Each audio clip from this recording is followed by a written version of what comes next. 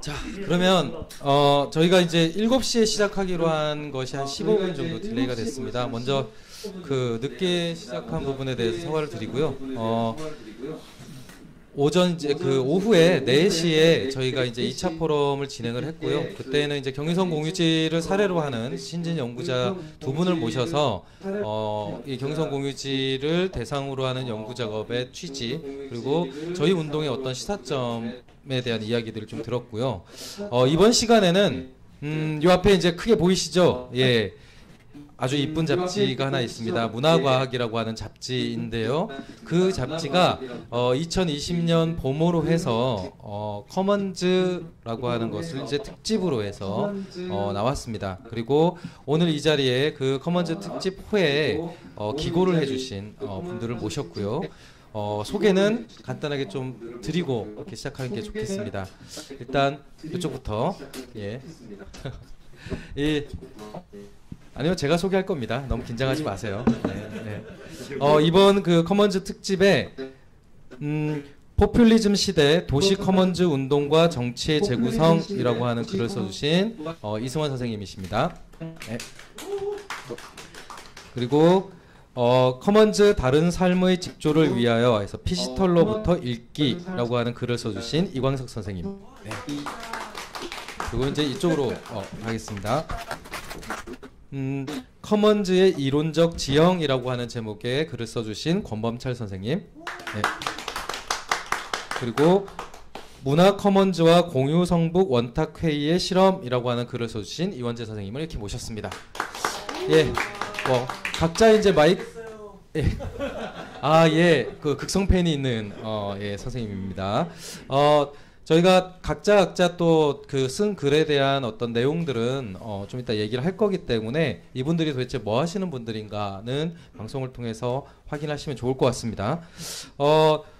이제 본격적으로 진행하기에 앞서서 사실은 우리가 이 자리에 어떤 매개로 다루고 있는 이제 문화과학이라고 하는 잡지에 대한 이야기에서 좀 시작을 해야 될 것 같습니다. 이 문화과학 이거 잡지의 맨 앞부분을 펼치면은요, 이런 표현이 나옵니다. 자본주의적 리얼리즘의 견고한 질서 속에서 우리 지식인들과 연구자들은 과연 무엇을 할 것인가? 문화과학은 새로운 편집위원 체계의 구성과 함께 다른 삶을 구축하기 위한 대안기획을 세우기 위해 커먼즈라는 개념을 갖고 첫 발을 내딛고자 한다라고 하는 표현이 있습니다. 바로 이 글을 써주셨고요. 이번 기획을 담당해 주셨던 선생님으로 알고 있습니다. 우리 이광석 선생님한테 이 잡지의 성격, 그 취지하고 지금 제가 소개해드린 요 발문의 좀 내용들을 좀 듣도록 하겠습니다. 왜 문화과학에서 새로운 편집위원 체계를 구축해서 진행을 하실 때 이 커먼즈라고 하는 특집을 삼게 되었는지 그런 이야기들을 좀 해주시면 좋겠습니다. 예. 네. 작년에 저희가 그 문화과학이 28년 정도 됐고요. 100호 기념호를 겨울에 내고 그 편집위원 체제가 많이 바뀌었죠. 바뀌어서 새로운 편집위원들이 대거 젊은 편집위원들이 들어왔고 그래서 이제 뭐 우리는 그걸 이제 상기 체제라고 얘기하는데요. 올해부터 이제 101호를 봄으로 냈었는데 그것을 기획하는 과정에서 이제 여러 가지 이제 그 주제 토픽들이 나왔는데 그 지금 그 김상철 선생님이 사회 보시는 말씀하신 것처럼 저희가 좀 고민을 많이 하면서 지금 그 토픽을 커먼즈로 잡게 됐는데요. 그 말씀하신 그 읽어준 내용과 관련해서 보면 뭐 여러 가지 저희가 문제의식을 가졌죠. 기획의도와 관련해서 보면 이전에 이제 인류세라는 지구 생태 위기라는 그 문제의식이 있었고요. 그다음에 자본주의와 기술과의 관계 속에서의 발전을 보면서 이제 뭐 플랫폼 자본주의 계획도 있었고, 그다음에 디지털 사회와 관련된 논의도 있었고, 그래서 이제 동시대 분석과 관련된 논의들을 계속 해왔습니다. 해왔는데 이제 그 발문에서의 내용들은 마크 피셔의 얘기고요. 그러니까 뭐 우리가 옴짝달싹할 수 없는 구조적으로 상당히 구조화되고 어떤 정학적인 계기들을 만들어내기가 상당히 어려운 시절을 살고 있고, 그럼에도 불구하고 뭔가 다른 삶을 기획해야 되고 뭐 희망을 가져야 된다라는 그런 문제의식이 있었고, 최근에 또한 2010년대 한 중반부터 공유경제 논의들이 활성화되면서 그 공유라는 개념이 또 오염돼 왔던 경향들이 있었고, 그래서 자생적으로 또한 한국 사회에서 그 공유경제가 부상하면서도 그런 쉐어링 이코노미와 다른 결의 커머닝과 관련된 뭐 공생공락의 그런 가치들을 확산하는 자생적 흐름들이 국내에서 또한 성장하고 있었고, 뭐 그러고 또한 이제 삶의 질 자체가 굉장히 위태로운 그런 상황들이 되면서 뭔가 이제부터는 다른 계획이 있지 않으면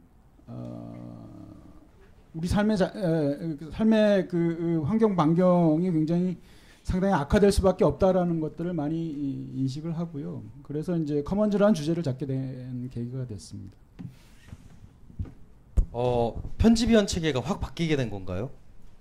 완전히 바뀌지는 않고 한 10여 명 정도가 새로운 젊은 편집위원들로 채워졌다고 보면 돼요. 아, 그러면 일종의 그 편집위원 물갈이의 기수이신 셈이군요. 아니 제가 물갈이한 건 아니고 편집위원들의 동의하에 같이 젊은 쪽으로 물갈이 됐다는 거는 어떤 기준? 저보다 젊다라는 얘기입니다. 30-40대의 젊은 편집위원들로 그 검범철 여기 앉아 계신 편집위원들 이번에 새로 합류하신 안 젊어 보이잖아요. 머리 색깔로는 저랑 거의 비슷한데. 예, 아우 그게 굉장히 힘들게 얘기가 진행이 되고 있군요. 예, 사실은 이 문화과학이라고 하는 잡지에서 이 커먼즈를 주목해 주신 거는 사실 이제 굉장히 의외라기보다는 저는 이제 나올 때가 됐다고 생각을 하고 있었습니다. 왜냐하면 워낙 이 문화과학을 매개로 경의선 공유지가 관계를 맺고 있는 뭐 문화연대, 문화사회연구소 등등하고의 스킨십이 있었던 과정이고, 특히 지금 말씀해주신 이광석 선생님하고는 우리 경의선 공유지가 또 오랫동안 같이 이런저런 코워크를 했었기 때문에 기획이 나올 때가 됐다. 라고 생각을 하고 있었고, 마침 나와서 그 계기로 이렇게 모시게 됐습니다. 진행은 이렇게 하겠습니다. 지금 각각 그 여기 모신 분들이 이 각 그 글을 하나씩 이렇게 써주시는데 약간은 이제 포인트가 좀 달라요. 그런데 어쨌든 이 자리가 책을 안 사도 될 만큼 그 내용을 여기서 다 얘기해주면 의미가 없어집니다. 기본적으로 이 얘기를 듣고 도대체 그 내용이 더 궁금해 해갖고 이 책을 구매하시는 걸로 가져야 이 자리에 의미가 생기므로 좀 그 부분에 좀 초점을 맞춰서 이야기를 해주시면 좋겠습니다. 그래서 사실 이제 전반적인 내용보다는 제가 한 분 한 분 글에 대해서 이런 부분을 좀 중심으로 이야기를 해주시면 어떨까요? 라고 이제 제안을 드리면 그 부분에 대해서 한 5분에서 10분 정도 뭐 10분 좀 넘어도 상관없습니다. 예, 그 부분을 좀 포인트로 잡아서 이야기를 해주시면 좋겠습니다. 먼저 이 글의 순서대로 우리 권범철 선생님의 이제 순서가 되는데, 권범철 선생님은 가장 짧은 제목을 달고 있지만 내용으로 보면 가장 길고 복잡한 내용을 담고 있다고 생각이 듭니다. 왜 그러냐면 커먼즈라고 하는 이 번역되지 않는 낯선 단어의 여러 가지 용례들을 굉장히 다양한 측면에서 살펴주시고 계시거든요. 근데 이제 그런 면에서 첫 번째 질문은 이런 것이 될 것 같습니다. 도대체 커먼즈가 뭡니까? 라고 하는 질문이 될 거고요. 그로 인해서 바로 이제 건너뛰는 질문은, 커먼즈에 대해서 여러 성격을 얘기해 주시면서 제가 특히 눈에 갔던 건 자본의 커먼즈라고 하는 개념이었습니다. 그러니까 커먼즈라고 하는 게 그 자체로서 무슨 의미가 있는 것이 아니라 자본의 어떤 수단으로서 커먼즈가 활용이 되고 있다라고 하면서 이 논문에는 굉장히 구체적인 2개의 사례가 언급이 되고 있습니다. 뭐 부산 지하철 청소 노동자들의 사례나 이런 것들이 언급이 되고 있고요. 그래서 그런 면에서 이런 자본의 커먼즈를 대항하기 위한 어떤 방법 혹은 고민들을 좀 이야기를 해주고 계신데, 그 부분에 좀 초점을 맞춰서 설명을 해주시면 어떨까 싶습니다. 적어도 커먼즈라고 하는 걸 이 방송을 통해서 처음 보시는 분들이 지금 보고 있다 이렇게 생각하고 설명을 부탁드리겠습니다. 네. 소개받은 권범철이라고 합니다. 네. 제가 그 커먼즈의 이론적 지형이라는 글을 이번 특집호에 그래서 그 글을 쓰면서 뭐 당연히 다 다룰 수는 없겠지만 일단 커먼즈가 이야기되는 그런 여러 가지 방식들에 대해서 좀 가능한 많이 담고 그것들을 좀 서로 비교하고 그 의미를 좀 찾으려고 했습니다. 일단은 커먼즈라고 했을 때 그 먼저 무엇이냐라는 말을 해주셨는데 한마디로 말하기는 굉장히 좀 어렵지만 그 일단은 커먼즈라는 것 자체가 일단 들었을 때 사실 이게 그냥 외국 말을 지금 이 커먼즈라고 불렀을 때는 그냥 그대로 우리가 지금 말하는 것이기 때문에 사실 그게 우리한테 어떤 다가온 의미가 거의 없다는 생각이 많이 들거든요. 그래서 그거에 대한 설명이 이제 막 여러저러하게 되게 굉장히 많이 좀 붙을 수밖에 없고 그래서 이제 굉장히 논의들도 좀 길어지고 복잡해질 수밖에 없는 것 같은데요. 일단은 저는 그 지금 제가 쓴 글에서는 일단 커먼즈에 대한 가장 일반적인 이해 방식부터 그리고 그거에 대해서 좀 비판하는 사람들 또 그것에 또 비판하는 사람들 그래서 또 비판하는 사람들 해서 여러 가지 입장들을 좀 전개를 하고 있지만 제가 지금 그걸 다 말씀드리기는 좀 어려울 것 같고요. 일단 저는 어쨌든 커먼즈에서 가장 중요한 문제가 그 공적인 것도 아니고 사적인 것도 아닌 어떤 사람들의 새로운 어떤 그 삶의 방식이라고 말하고 싶은데요. 그러니까 그게 결국은 그 우리가 서로 연결이 되어서 우리가 어떤 문제를 함께 해결하거나 어떻게 새롭게 사는지 그런 것들을 연구하고 그대로 실행하는 그런 것을 아우르는 모든 것이라고 생각을 하고 있습니다. 그래서 결국은 가장 중요한 것은 우리가 서로 연결된다는 것이고 그러니까 그 말은 결국은 우리가 이전과는 다른 사람이 된다는 것이고 결국은 우리가 어떻게 해서 새로운 더 강력하고 이전과는 다르면서 그러면서 그 계속 같은 말을 하고 있는데 어떻게 이전과는 다른 존재가 새로운 존재가 될 수 있는가 그런 게 가장 중요한 질문이라는 생각이 들고요. 근데 그런 것들이 미리 주어져 있는 건 아니라는 거죠. 그러니까 여기서 뭐 얘기하고 있는 우리가 커먼즈에서 그런 커머닝을 그러니까 무언가를 함께 해결하는 그런 사람들을 우리가 뭐 공통인이라고 부르든 공인이라고 부르든 아니면 그냥 뭐 커먼이라고 부르든 간에 어쨌든 그런 사람들이 당연히 미리 있는 건 아니고 뭐 그렇잖아요. 그러니까 내가 뭐 커머너라서 그런 일을 하는 게 아니라 그러니까 당연히 그런 일을 어떤 예를 들면 이 경의선 공유지에서 있었던 그런 많은 일들을 함께 해 나가면서 그런 사람이 되는 것이고 그 과정에서 커먼즈라는 것도 같이 만들어진다라는 것이죠. 그러니까 가장 중요한 것은 내가 다른 사람과 연결이 돼서 새로운 주체가 되면서 그런 그 주체화의 과정과 그런 커먼즈를 만들어가는 그 커먼즈를 구성하는 과정이 분리될 수 없고 시간적으로 선후의 관계에도 있지 않고 언제나 동시적으로 함께 얽혀서 발생하는 문제라는 것. 그게 가장 중요한 게 아닌가 하는 생각이 들고요. 그리고 어쨌든 그와 관련돼서 여러 가지 이론들에 대해서도 여러 가지 차이점들이 많이 발생한다는 생각이 듭니다. 그리고 자본의 커먼즈라는 얘기도 하셨는데요.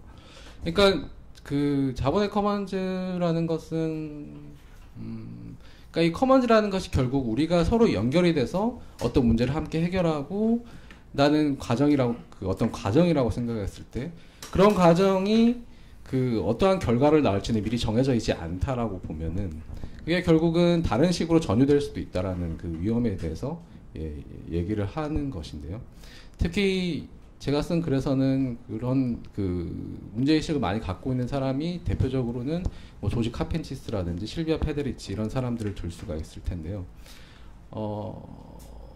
실비아 페데리치는 그 최근에 글에서 물론 예전에 쓴 글이지만 최근에 책으로 이제 엮여져서 나오긴 했는데 거기서 이제 마이크로 파이낸스 같은 사례를 예로 들면서 이런 소액 금융이라는 것이 그러니까 기본적으로는 그것이 이제 일반적으로 널리 알려질 때는 그 가난한 사람들에게 소액의 돈을 빌려 주어서 그 사람들이 이제 가난에서 탈출할 수 있도록 돕는 그런 그 좋은 뜻으로 행해지는 그런 선한 사업이라고 얘기되고 있지만 실제로 그것이 어떻게 그 사람들의 그 커머닝 과정을 자본주의적 금융 체계로 흡수하는지를 이제 설명을 하고 있습니다.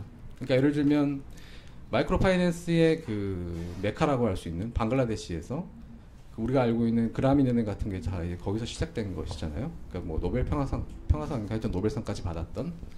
그러니까 거기서는 그 대출자가 대부분 이제 여성들에게 이루어지는데요. 그러니까 그 여성들이 그러니까 그 이전부터 그 지역 공동체에서 서로 협력해서 그 문제를 해결해 나가던 방식들, 그런 것들이 이 대출 시스템에 그대로 이용이 된다라는 거죠. 그러니까 이 대출 시스템을 설계하는 사람들이 먼저 그 대출 상품을 개발하기 전에 그 지역에 대한 문화기술적인 인류학적인 방법을 동원을 해가지고 이 사람들이 어떻게 살아가는지를 다 연구한 다음에 이 사람들에게 가장 중요한 것인지 무엇인지를 알아내고, 그래서 결국은 거기서 이제 그 한국의 가난을 팝니다라는 책으로 이제 그 방글라데시 출신의 그 미국 학자가 이제 쓴 책이 있는데, 거기서 이제 수치심의 경제라는 표현을 해서 설명을 하고 있는데요.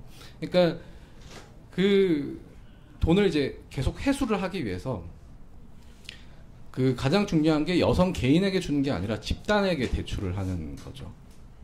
그렇게 되면은 그 어떤 5명이 있는 집단에서 이 사람이 이제 대출을 받게 되면 나머지 4명은 이 한 사람 이제 감시하는 시스템이 되는 거죠. 그러니까 원래는 상호 부조를 하는 시스템이 상호 감시를 하는 시스템으로 바뀌면서 원래는 커머닝이라고 할 수 있었던 그런 서로 간의 상호 보조 관계가 대출을 원활하게 갚을 수 있는 체계로 변화하는, 네, 그런 모습을 이야기하고 있는데요. 그런 것들이 가장 적나라한 방식의 어떤 자본의 커먼즈라고 얘기할 수 있지 않을까 하는 생각입니다. 그러니까 그런 일은 비단 그 방글라데시에 있는 어떤 농촌 공동체에서 일어나는 일만이 아니고 우리가 살고 있는 이 서울에서 얼마든지 그런 일들은 무수하게 일어난다는 생각이 들고요. 저는 그래서 이제 그 제가 쓴 글에서 이제 기사에서 봤던 인상적이었던 2사례를 이제 가져왔던 것인데, 예, 그런 비슷한 일들이 굉장히 여러 도시에서 이곳저곳에서 많이 일어나고 있다는 생각이 듭니다. 일단 저는 여기까지 하겠습니다. 예, 사실 지금 말씀해주시는 이제 여러 가지 내용들이 이 권문철 선생님이 써주신 이제 글에 어떤 표현으로 또 나오냐면요, 저는 이제 이게 또 처음 본 표현이었는데, 이를테면 그러나 오늘날 우리는 너무나도 흔히 부패한 커먼즈를 경험한다. 페데리치와 카펜치스가 빗장 커먼즈라고 부른 빗장 공동체는 사실 한국에서 보편화된 주거 양식이다 라고 하는 이제 표현이 나옵니다. 그러니까 사실은 이 권문철 선생의 글에서 확인할 수 있는 건 커먼즈 자체가 어떤 그 이념적 혹은 가치적 지향을, 그러니까 벡터를 갖고 있는 개념이 아닌 거라고 하는 인식을 주는 거죠. 그러니까 인상을 주는 겁니다. 그러니까 그것은 구체적인 그 안에서의 관계 맺기가 벡터를 갖고 있는 것이지, 커먼즈라고 하는 개념 자체가 과연 벡터를 갖고 있는 어떤 개념인가? 라고 하는 질문. 그러니까 즉 커먼즈라고 이름을 붙이는 것만으로 급진이거나 혹은 개혁이거나 혹은 진보가 될 수 없을 수도 있겠다라고 하는 생각이 드는 거고, 그건 아마 이후에 좀 토론을 해볼 텐데, 아주 구체적인 사례로 다양한 선생님들이 지금 소위 쉐어링 이코노미라고 불리는 공유경제와 관련된 언급들을 좀 해주고 계시거든요. 그래서 그거는 좀 이후에 토론거리로 좀 남기면서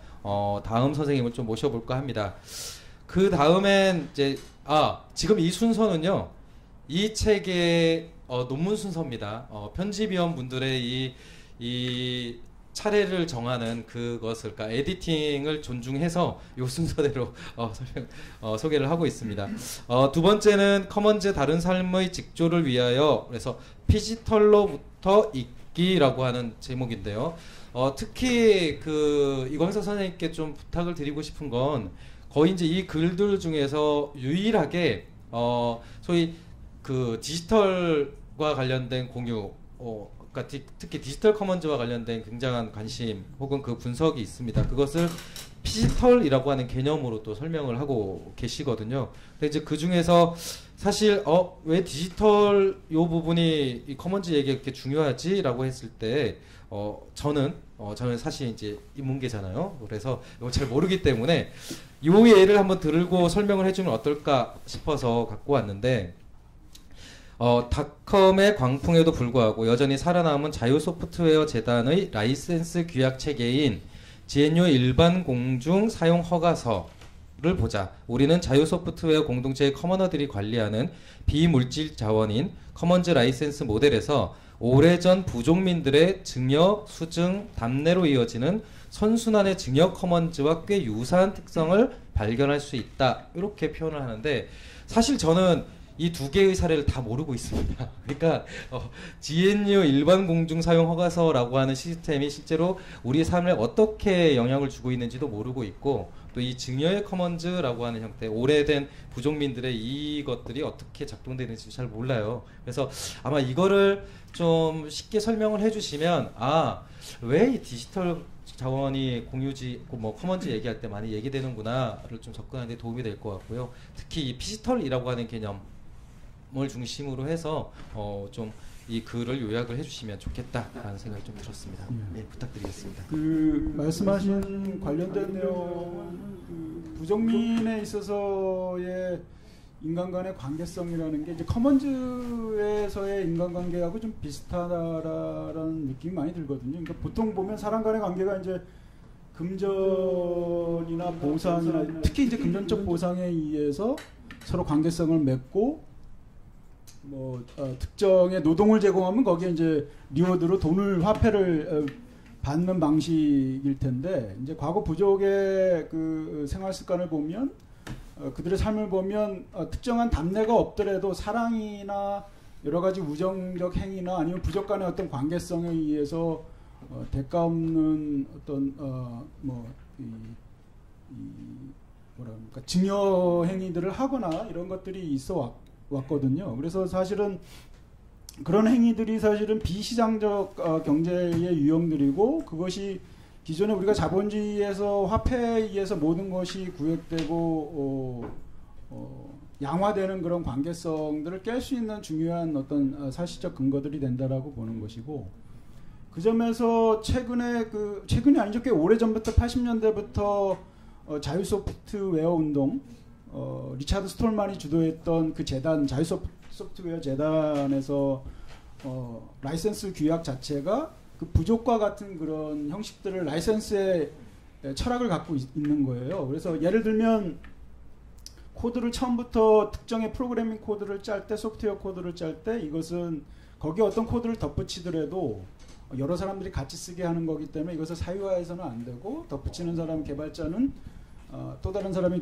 거기에 덧붙이더라도 그것을 오픈한 상태로 개방된 상태로 코드를 공개해야 된다. 뭐 이런 서로 상호 관계성 속에서 호혜성 속에서 그런 소프트웨어를 계속적으로 규약을 끌고 가는 거죠.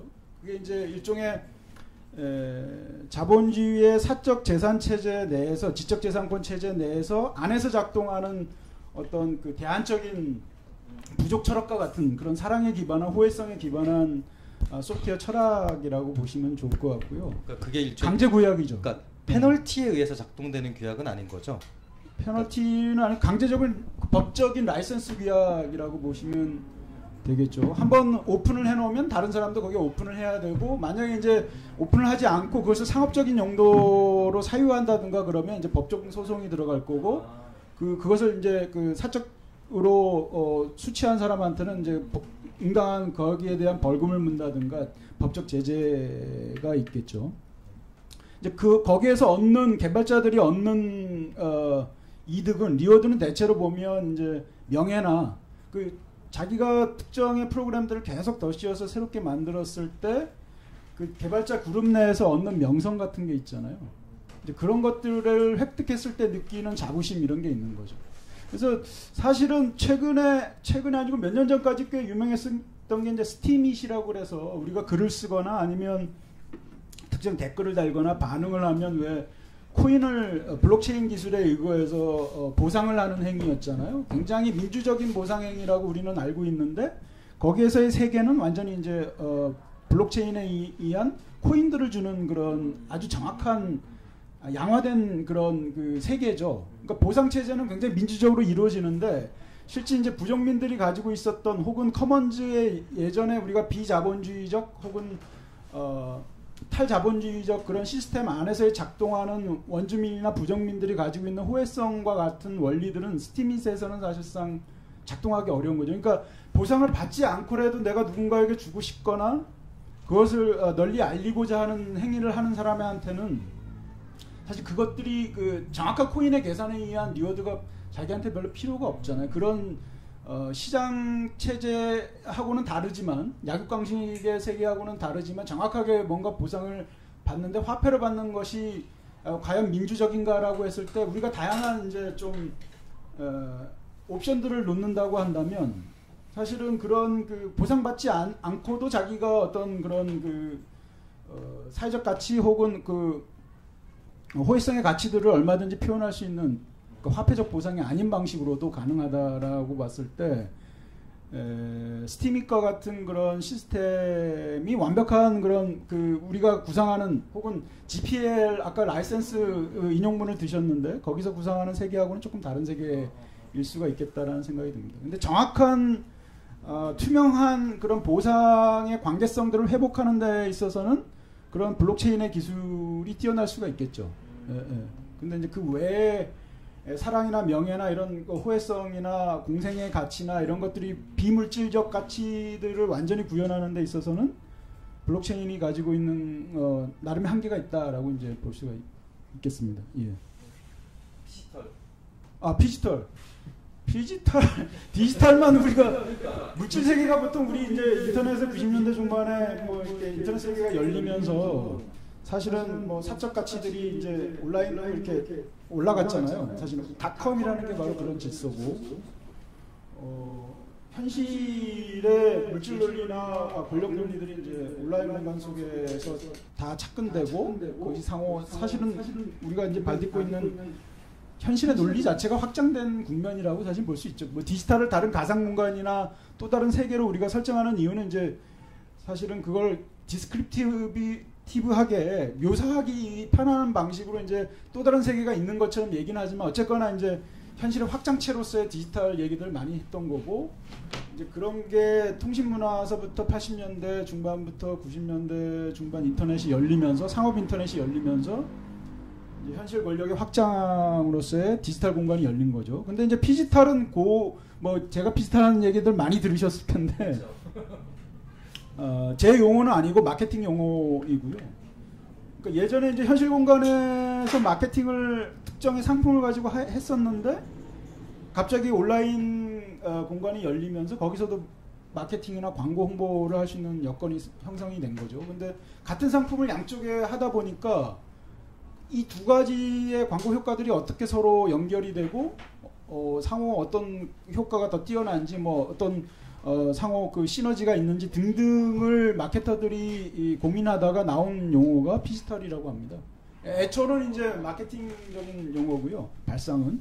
근데 이제 그것이 가지고 있는 상징적 그 인문사회적 함의는 아까 그 현실의 확장체로서의 디지털이 오히려 이제 시간이 지나면서 2000년대에 넘어가면서 보니까 이게 디지털 자체에서의 논리들이 현실 공간으로 이렇게 거꾸로 흘러내리는 디지털 자체에서 만들어진 뭐 문화나 어떤 그 안에서의 논리가 직조된 것들이 현실 안으로 흘러내리는 그래서 제가 언급했던 게 이제 사회적 현상 중에는 포스트잇 정서도 얘기했는데요. 우리가 트위터에서 140자의 제한된 문자를 하잖아요. 근데 사회적 애도의 방식으로 우리가 공감이나 애도를 표현하기 위해서 이제 강남역 살인 사건이나 아니면 구의역 청년이 죽었을 때도 도 수리하다가 대부분의 이제 시민들이 했던 방식들이 이제 포스트잇의 방식들이었고 애도를 이제 포스트잇으로 표현했는데 이게 이전에는 없었던 현상들이고 문화적 현상들이고 저는 이제 그게 트위터의 문화 양식들이 이제 현실로 내려온 방식이다라고 보는 거고요. 이제 그런 형식의 사회적 공감이나 애도의 방식들은 굉장히 중요한 것들인데 문제는 이제 플랫폼이라고 하는 최근에 이제 플랫폼 배달 노동도 굉장히 문제가 많이 되고 그리고 노동의 질뿐만이 아니라 현실에 있는 모든 자원의 배치나 뭐 부동산의 그런 그 가격까지도 온라인에서의 별점이나 말풍선이나 댓글이나 이런 거에 의해서 사실은 그 프리미엄 가치들이 부동산의 가치들이 막 등락이 들쑥날쑥 하잖아요. 이제 그런 것들이 저는 디지털의 논리 자체가 현실 논리에 영향을 미치는 새로운 효과다라고 보는 것이고 그것을 설명하는 방식과 그것의 위험성 특히 이제 사회적 애도의 방식으로서 현실의 시민들이 디지털의 논리를 현실로 가져오는 것들은 굉장히 중요한 행위라고 저는 보는데, 디지털이 주는 중요한 감성 구조의 확장이라고 보는데, 사실은 그런 사례들도 있지만 주류화된 피지털의 그런 주도력은 사실은 여러분들이 뭐 추측할 수 있는 상황이긴 하죠. 그러니까 아까 말씀드렸던 그런 플랫폼 자본이라는 형태, 그러니까 플랫폼에 의해서 대부분의 현실 논리들이 획정되는 또 다른 방식으로, 기존의 자본들도 있지만 그런 것들을 보면서 오히려 피지털이라는 개념, 그것도 이제 상상의 하나의 세계이겠죠. 그러니까 현실과 디지털이 맞부딪히고 직조되는 새로운, 교직되는 그런 새로운 공간으로서의 피지털에 대한 어떤 문제 설정이나 거기에서의 플랫폼의 활동에 대한 위기감이나 그 주목, 그리고 그것들을 어떻게 커먼즈와 연결해서 새로운 가치들을 만들어낼 수 있는지, 대안적 가치들에 대한 고민, 이런 것들을 이제 피지털이라는 화두를 통해서 좀 끄집어내는 것이 어떨까 하는 의미에서 이제 피지털이라는 개념을 좀 더 강조해서 쓰고 있습니다. 예, 지금 설명해주신 내용의 이제 구체적인 맥락하고 그런 것들은 이제 이 책에 쓰여져 있는 논문을 보시면 좋을 것 같고요. 앞서 이제 권범철 선생님이 쓰신 글에서 소위 이제 그 빗장 쳐져 있는 커먼즈와 관련된 이야기로 이제 마무리를 했듯이, 이광석 선생님의 글에서 제 나름대로 좀 요거는 좀 이후에 과제를 얘기할 때 좀 도움이 되는 개념이겠다라고 하는 부분이 있어서 소개를 하고, 또 이후에 논의 내용으로 좀 삼고자 합니다. 어떤 부분이냐면요, 77쪽에 있는 내용인데요. 즉 내적 결속만을 위한 공동자원 관리론인 직자적 커먼즈를 넘어서서 사회 공동선과 공생공락의 개방 가치를 확산하려는 커머닝의 조직론인 대자적 커먼즈로 나아가야 한다고 말이다 라고 해서, 소위 직자적 커먼즈, 대자적 커먼즈라고 하는 굉장히 뭐 이거 보시는 분들 중에서 직자 대자 그렇지 라고 하시는 분도 있으실 텐데, 거기에 이제 커먼즈라고 하는 단어를 붙이시면서 그 의미를 이제 날카롭게 대립을 시키고 계십니다. 그래서 이 부분은 우리가 지금 이 시대에, 특히 코로나 위기가 창궐하고 있는 이 시대에 커먼즈가 무엇을 할 수 있는가라고 하는 과제를 논의할 때 좀 키워드로 삼으면 좋겠다라는 생각이 있어서 이걸 소개를 하면서 다음 이야기로 좀 넘어가 볼까 합니다. 다음 순서는요, 굉장히 좀 무거운 주제, 어려운 주제라고 볼 수 있는데요. 포퓰리즘 시대 도시 커먼즈 운동과 정치의 재구성이라고 하는 주제로 이제 글을 쓰신 이승원 선생님을 모시고자 합니다.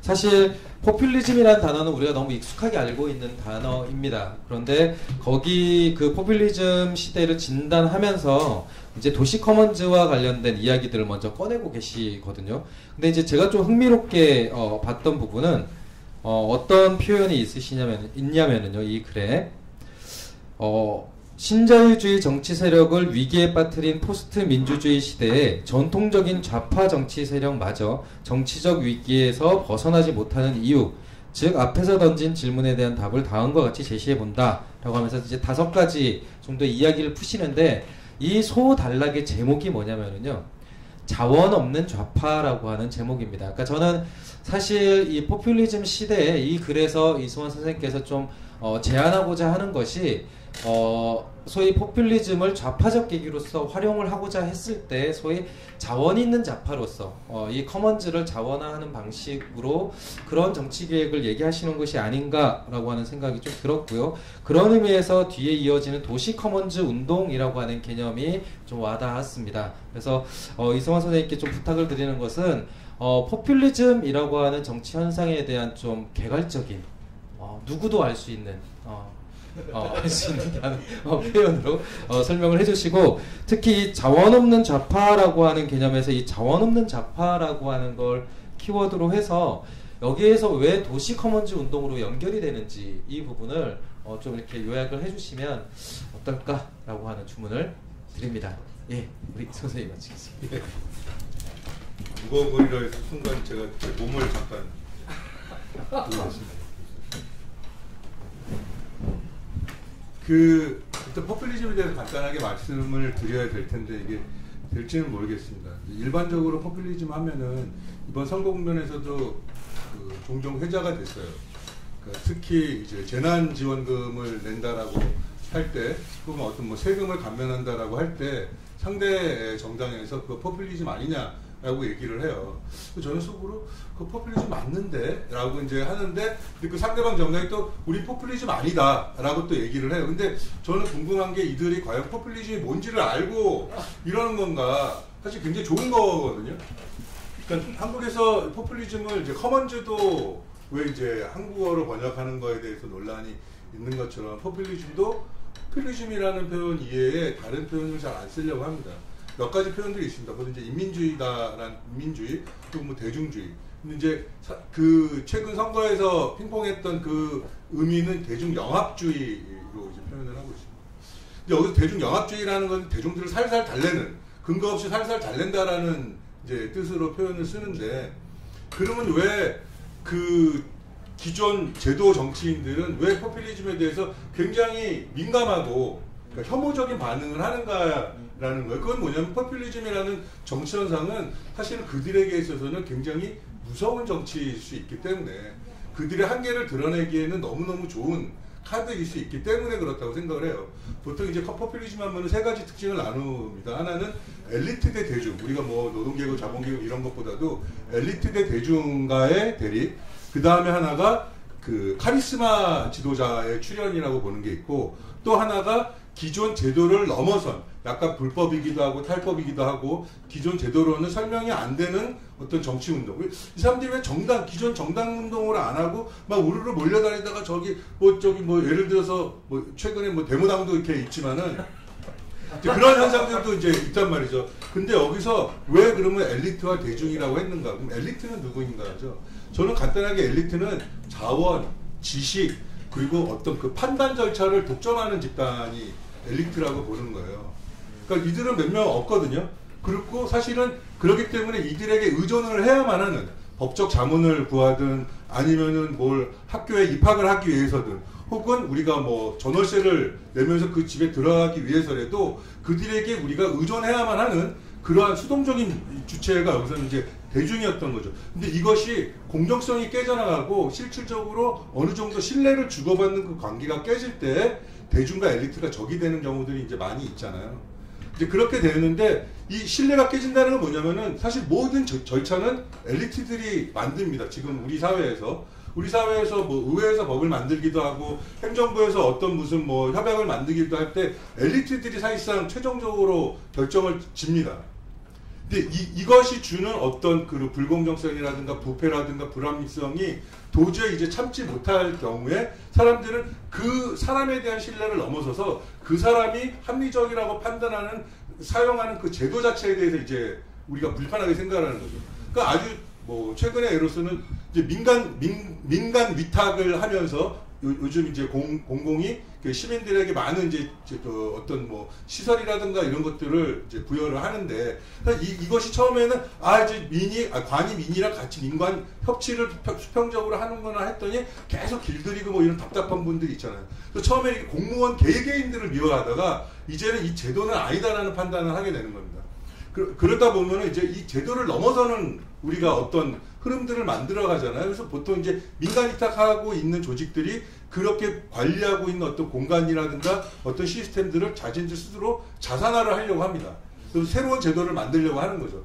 그러니까 여기서 중요한 건 뭐냐면은 엘리트와 대중들 간의 어떤 그 적대감, 불신이 이제 싹텄을 때 이것을 해결할 수 있는 질서가 지금 없어요. 왜냐면은 포퓰리즘이라는 건 이 질서 자체가 공정치 못하다고 생각을 하기 때문에 그때 이건 제도를 넘어설 수밖에 없어요. 그럼 이 제도가 불안정하고 제도 자체가 나쁜 제도라고 생각을 하면은 이 제도를 대체할 수 있는 건 일단 사람밖에 없는 거예요. 믿을 수 있는 사람이 새로운 제도, 이 사람을 믿고 따르면은 뭔가 좋은 제도가 만들어지겠구나라고 생각을 하게 되는 겁니다. 그럴 때 포퓰리즘은 일단 현상적으로 카리스마 지도자를 찾게 되는 거예요. 하지만 이 카리스마 지도자를 찾게 되는 것이 결코 어떤 파시즘이나 전체주의랑은 다를 수밖에 없죠. 왜냐하면 파시즘의 전체주의는 그러한 새로운 공정한 질서를, 그 카리스마의 권력을 이양하려고 하지 않아요. 그게 전형적으로 우리가 같은 경우에 박정희였죠. 박정희가 이제 그 5.16 쿠데타로 권력을 잡고 나서 사실은 혁명 강령을 보면은 민주적으로 그러니까 시민들에게 이양을 한다라고 표현을 합니다. 하지만 이양을 하지 않고 자신이 계속 수권을 짚고 유신으로 가면서 결국에는 이것이 이제 새로운 제도, 민주적 제도로 가지 않고 독재로 갔잖아요. 하지만 이 오히려 포퓰리즘은 새로운 안정적 질서를 요구하는 흐름이 분명히 존재합니다. 근데 그러면은 왜 이 지배 세력들은 왜 포퓰리즘에 대해서 민감한 반응을 보내는가? 좀 전에 말씀드렸던 것처럼 기존의 자신들의 자원이나 지식이나 이런 그 판단 질서, 판단 절차를 유지하는 이 시스템을 흔드는 거거든요. 그러니까 선거제를 바꾸려고 한다든가 정당 시스템을 바꾸려고 한다든가 개헌을 하려고 한다든가 혹은 이제 뭐랄까 초과 이 환수제 같은 거를 도입을 하려고 하면은 그것이 이제 자신들의 기득권을 침해하는 거기 때문에 이러한 흐름들을 막으려고 해요. 근데 이 흐름이 뭐냐면 저는 그래서 포퓰리즘을 대중의 원초적 정치 행동이라고 보는 거예요. 아직은 제도화되지 않았지만 새로운 제도를 지향하는 이제 그런 거기 때문에 이 포퓰리즘은 항상 기존의 지배 질서라든가 지식 체계의 한계를 드러내기 때문에 지배 세력들은 최대한 이 포퓰리즘을 누리려고 하는 거죠. 누리려고 할 때 가장 쉬운 거는 자신들의 자원을 뿌려서 대중들을 길들이고 순응시키는 거거든요. 그게 제일 좋은 게 세금을 뿌리거나 돈을 뿌리거나 다른 식의 뭐 좀 혜택을 주면서 너희들이 굳이 정치할 필요 없어 라고 하는 식인 거죠. 그러니까 그런 의미에서 이들이 포퓰리즘이 이제 그런 건데, 그래서 포퓰리즘이라는 건 사실은 굉장히 이 어떤 그 전환 정치의 하나의 모체가 될 수 있고, 이것을 억제하기 위해서 이 지배 세력들은 여기에 이제 낙인옥결을 찍는 것이다라고 이제 볼 수가 있는 거죠. 이제 이거를 자연스럽게 커먼즈랑 연결을 이제 시키게 되다 보면은 저는 그렇습니다. 그러니까 이 포퓰리즘이라는 것이 이제 아까 말씀드렸던 기존의 질서가 공정치 못하라든가 신뢰할 수 있는 대의제 질서가 이제 없다라고 판단할 때 시민들이 이제 그럼 새로운 질서는 뭘까, 정치는 뭘까라고 이제 막 찾아나기 시작하는 거란 말이에요. 그럼 그 시작하는 이유는 뭐냐면은 나에게 필요한 자원을 내가 공정하게 접근하지 못하고 있다는 판단 때문이란 말이에요. 사실 배부르고 등 땄으면은 굳이 내가 광장 나가도 정치할 필요가 없습니다. 그런데 그 자원 자체에 더 이상 내가 접근할 수가 없구나. 내가 아플 때 병원에, 뭐 배우고 싶을 때 학교에, 혹은 집에, 혹은 내가 연애를 하고 싶은데 어떤 등등등. 이 수많은 자원에 공정하게 접근하고 싶은데 접근하지 못한다는 거예요. 즉 뭐냐면 사실은 이 포퓰리즘이 발생하는 것은 뭐 역사적으로 있지만 최근에 우리가 이제 신자유주의가 굉장히 이제 그야말로 이제 한계에 달았다는 시점인데, 이건 뭐냐면은 결국에는 사람들이 공공재가 무너져서 자신들의 최소한의 존엄성을 의존할 수 있는 자원이 해체된 상태거든요. 그때 이 공공재를 다시 재구성해서 내가 이 공공재에 보다 더 쉽게 갈 수 있는 제도를 만들어야겠다고 생각을 하는데, 저는 뭐냐면은 이 공공재가 커먼즈이어야 한다라는 겁니다. 이제 커먼즈에 대한 정의는 좀 더 나오겠지만은 간단하게 말씀드리면은 우리가 보통 이제 진주련에 대해서 최근에도 다시 회자를 하고 있어요. 그러니까는 우리가 이제 코로나19 사태 속에서 이 공공의료 시스템의 중요성들을 굉장히 강조를 하면서 수년 전에 지금 또 대구에서 굉장히 대단하신 분이에요. 아무튼 이제 홍준표 의원이 이제 당선이 되셨잖아요. 근데 그분이 굉장히 오래전에 이 경남도지사를 하셨어요. 근데 이제 경남도지사를 하면서 쭉 보니까는 이 진주의료원이라는 이 건물이 괜찮은 거예요. 근데 요거를 이렇게 쓰기에는 좀 아쉬우니까는 결국에는 재정적자라는 문제로 진주의료원을 폐쇄를 시킵니다. 근데 사실은 공공의료기관에서의 적자 개념을 적용한다는 것 자체가 굉장히 웃긴 거예요. 왜냐면은 그거는 어떻게 보면 사회적 투자 비용으로 봐야 되는 거거든요. 그렇게 봐야 되는데 이것도 적자로 보면서 폐쇄를 시킵니다. 그런데 다시 지금 이제 경남도지사 김경수 도지사가 이거를 이제 다시 복원을 시키겠다고 합니다. 저는 근데 여기서 문제는 뭐냐면은 이 공공재를 폐쇄시킨 것도 도지사 개인의 권한이었어요. 그리고 다시 이거를 복원시키려고 하는 것도 도지사 개인의 판단으로 지금 가고 있어요. 왜냐면 도지사가 아직 결단을 못 내니까 이거를 다시 의료원으로 회복을 못 시키고 있는 거예요.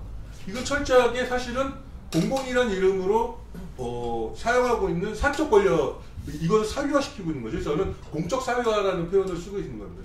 그래서 공공재를 다시 회복시킨다는 것은 다시 도지사의 손에, 몇몇 엘리트들의 손에다가 이 공공재 관리 기능을 다시 중앙집권적으로 넣는 것이 아니라 정말로 사용할 수 있는 사람들의 어떤 자주관리, 뭐 이런 차원으로 회복을 했을 때 실질적으로 공공이 지역 자원으로 재선할 수 있을 것이다 라고 이제 판단을 하는 거고요.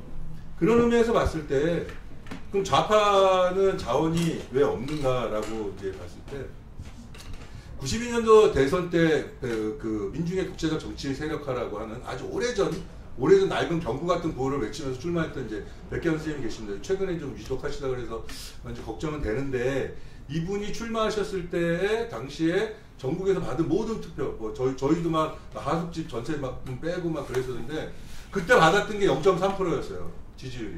이번에 허경영 쪽이 받으신 게 0.7%인가로 지금 알고 있습니다.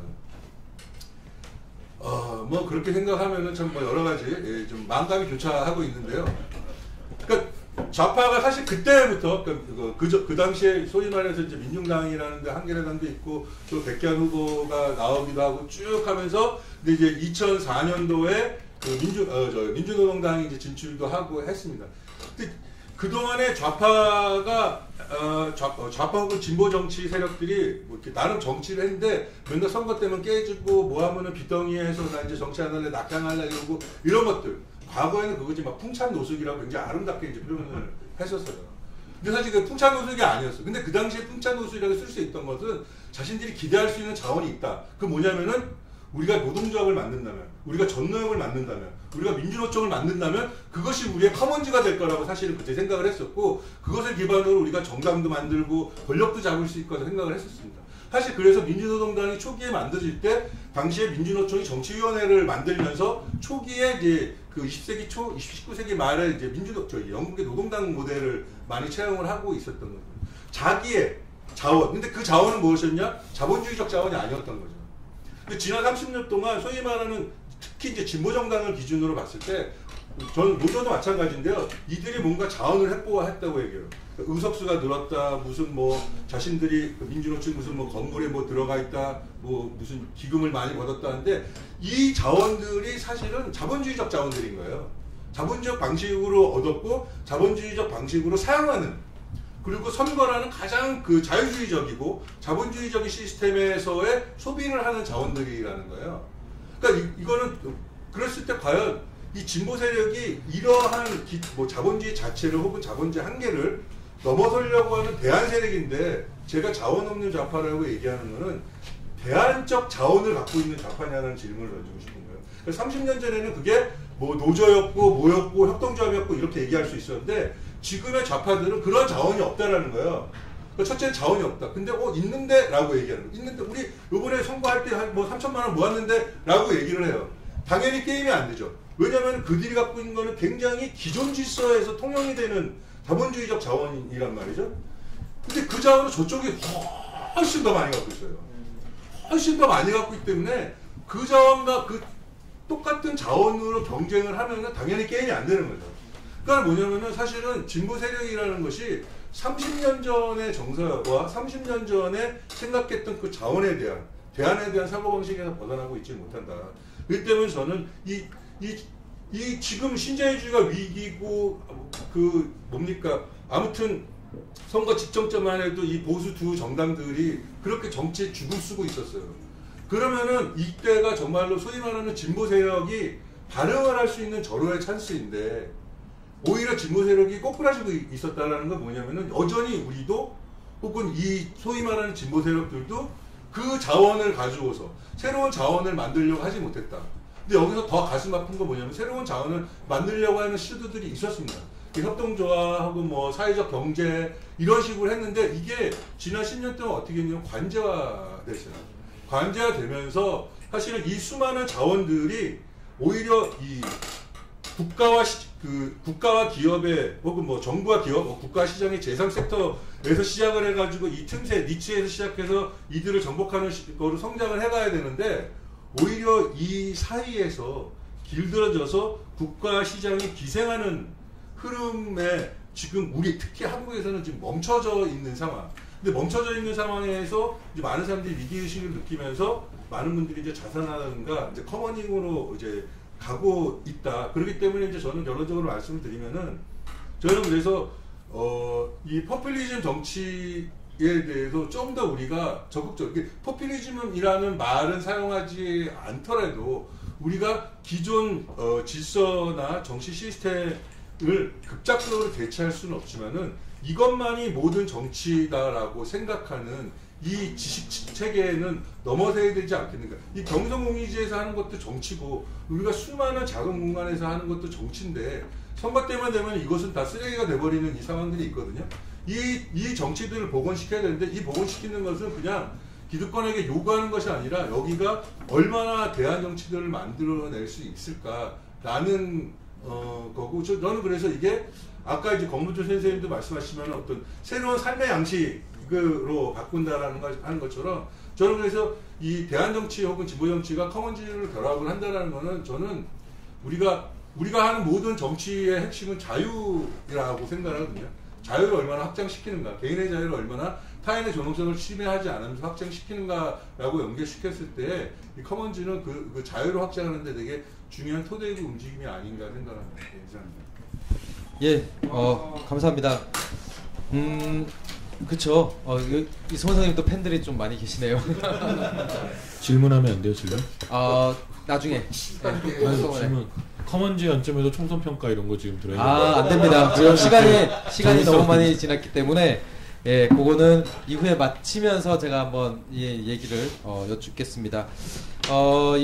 이승원 선생님이 이제 기고에 내신 이제 글의 책의 이제 96쪽에 보면 이제 이런 표현이 있습니다.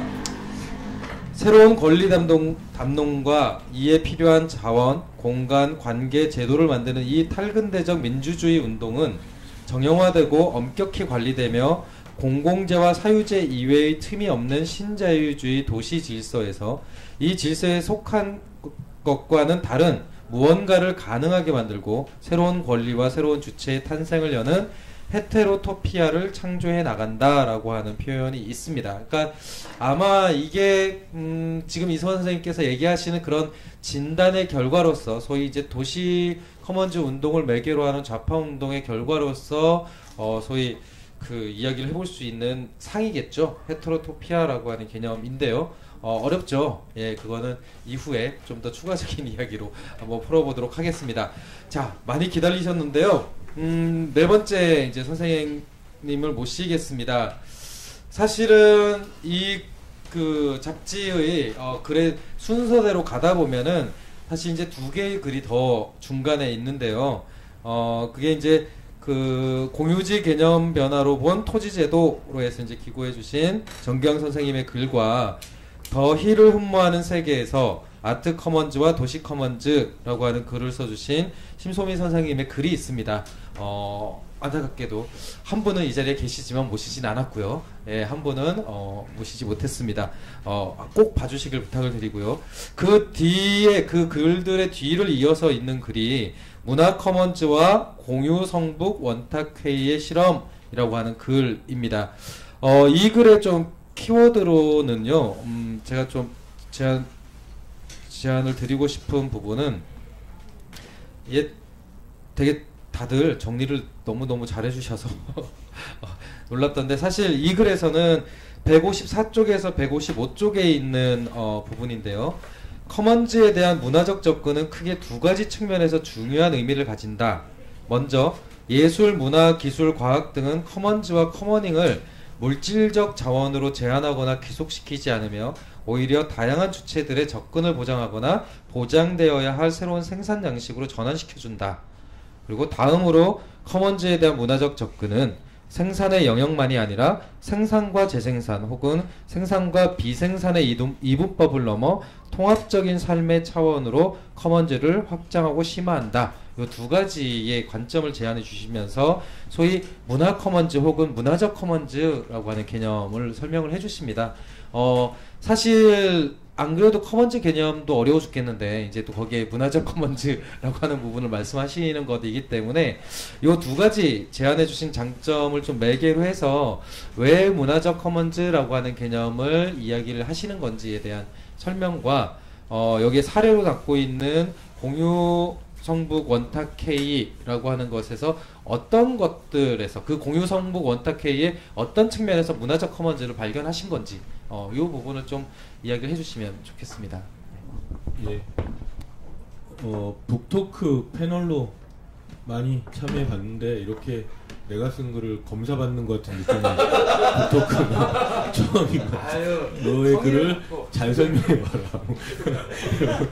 다 비슷한 느낌이신 거죠? 비슷한 느낌. 그렇죠. 이렇게 편하게 막 이렇게 우리의 이야기들을 막 나누고 이런 느낌이 아니라 기억하고 있어 네 글을 뭐 이런 느낌인데. 예. 그리고 심지어 미리 가르쳐주지도 않았어요. 어떤 질문을 제가 않았고. 근데 저는 맞췄어요. 이거 질문할 것이다라고 맞췄는데 일단 커먼즈 저는 커먼즈라는 용어를 뭐 이렇게 이론적으로 많이 알고 전에 되게 직관적으로 왜 그렇게 썼는지는 저도 요즘에 저스럽게 물어보고 있거든요. 이 글을 쓰면서 물어봤어요.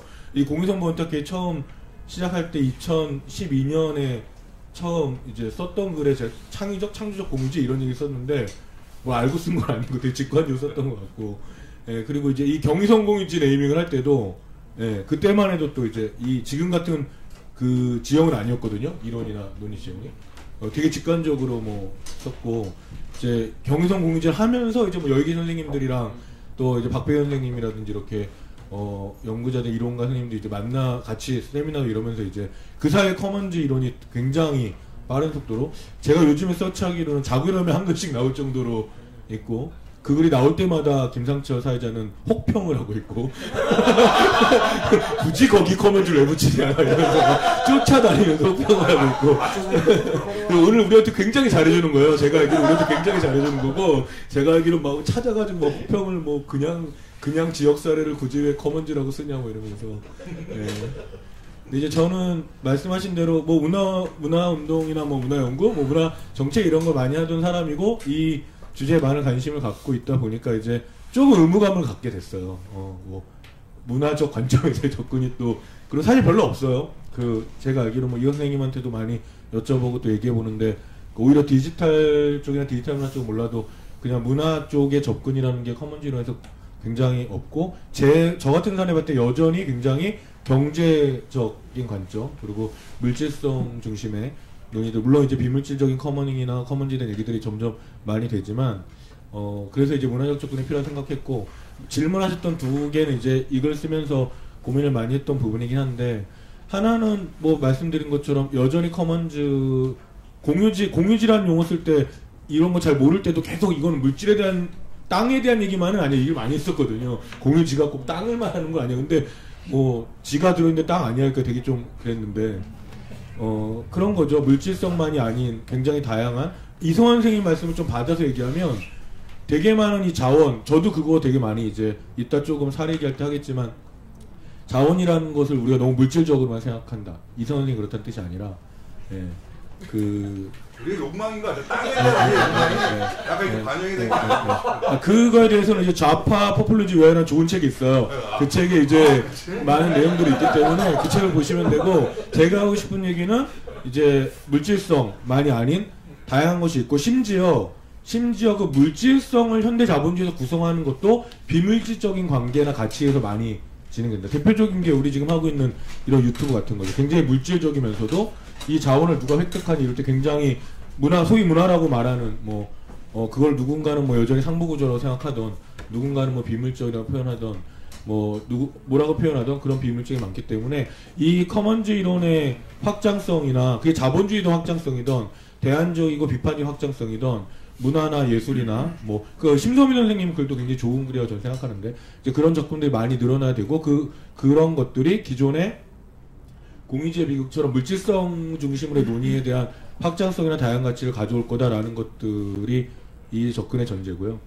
두 번째로는 이제 연결돼 있을 수 있지만 사실은 현대 자본주의에서 여전히 자본주의를 비판하거나 자본주의 대안을 이야기할 때 많은 것들이 생산의 영역에 제한되어 있다라고 생각해요.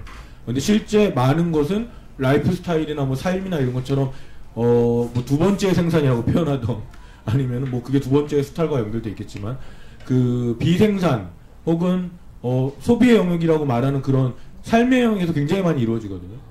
그리고 더 나아가면 뭐 자본주의적으로는 그 삶의 영역이라는 영토 자체가 생산의 영역이 돼버린 거겠죠. 예. 근데 그거는 뭐 여러 뭐 디지털 이론이나 뭐 디지털 경제학이나 뭐 설명하고 있지만 결국은 이미 그런 것들이 이제 다 자본화되고 중요한 물질성을 갖게 되는 영역인데 그 부분에 대한 전통적인 노동이 아닌 영역들 혹은 생산이 아닌 영역들에 대한 커먼즈의 중요성이 저는 되게 중요하다고 보고요. 그 부분이 이제 지금 같은 직접 생산이나 노동 경제 패러다임 중심 환원주의 안에서는 잘 설명하기 어려울 것이다. 뭐 그겁니다. 그래서 말씀하신 게 이제 뭐 그 사례로 제가 공유성보 원탁회의를 이야기하고 있는데 여기서 뭐 공유성보 원탁회의를 자세히 얘기하는 건 좀 그렇고 왜냐면 설명할 게 너무 많아지고 그런 문화과학이 안 팔릴 거라고 생각하기 때문에 문화과학을 꼭 사서 보시면 좋을 것 같고 문화과학은 그 연회비로 구독하실 수 있습니다. 집으로 되니까 그 질문과 관련돼 있어요. 그래서 공유성보 원탁회의는 이제 저 개인적으로는 이 사례의 그 자원 아까 이제 이승원 선생님 말씀에 자원 관련해서 저는 사실 이런 일에 제일 관심 갖게 된 게 주거권 운동을 이제 인권활동가들이랑 20년대 초반에 주거권 운동을 하면서 스쿼시라는 걸 알게 됐고 그 스쿼트를 아트 스쿼트 뭐 예술 이제 스쿼트라고 그래가지고 이제 예술 점거 이런 유럽에 그런 사례가 있다는 걸 알게 됐고 그러면서 그 예술과 관련된 뭐 점유 재생 이런 것들을 알게 됐고 그 다음 사실은 커먼즈를 알게 됐어요. 그 흐름에서 그 흐름은 저한테는 일관되게 불복종 그 다음에 비자본주의 반자본주의적인 자원을 확보하는 것과 관련돼 있는 거였고 그 중에서 공유성보 원탁회의는 사실은 지역문화 생태계라는 지역의 문화 생태계의 어떤 물질적 비물질적 관계를 통한 자원 획득과 관련된 거고요. 그거는 물론 뭐 거버넌스 측면에서도 협치라는 측면에서 말할 수 있을 텐데 이제 이 글은 그걸 커먼즈라는 걸로 재의미화해보고 재접근해보고 재전략화하는 그런 글이라고 보실 수 있을 것 같습니다. 그래서 공유성보 원탁회의는 이제 전체적으로는 사실은 그 제도의 영역과도 매우 연관돼 있고 또 제도를 만드는 운동이기도 했고 뭐 여러 가지 의미가 있는데 또 그 안에는 제도적인 공유 공간도 있고 또 민간들의 자원들도 있고 그 다음에 공간이 아닌 어떤 축제라든지 다른 것들도 있고 또 법제도를 바꾸는 어떤 개혁적인 활동도 있고 뭐 성공적이고 좋게 포장하려는 건 아니고 많은 한계와 과정들에 있는데 이제 이 모델이 좀 주목받는 이유는 아마도 지금까지 소위 문화정책이나 지역문화 활동에서 아직은 만나보지 않았던 모델링이었기 때문이라고 생각합니다.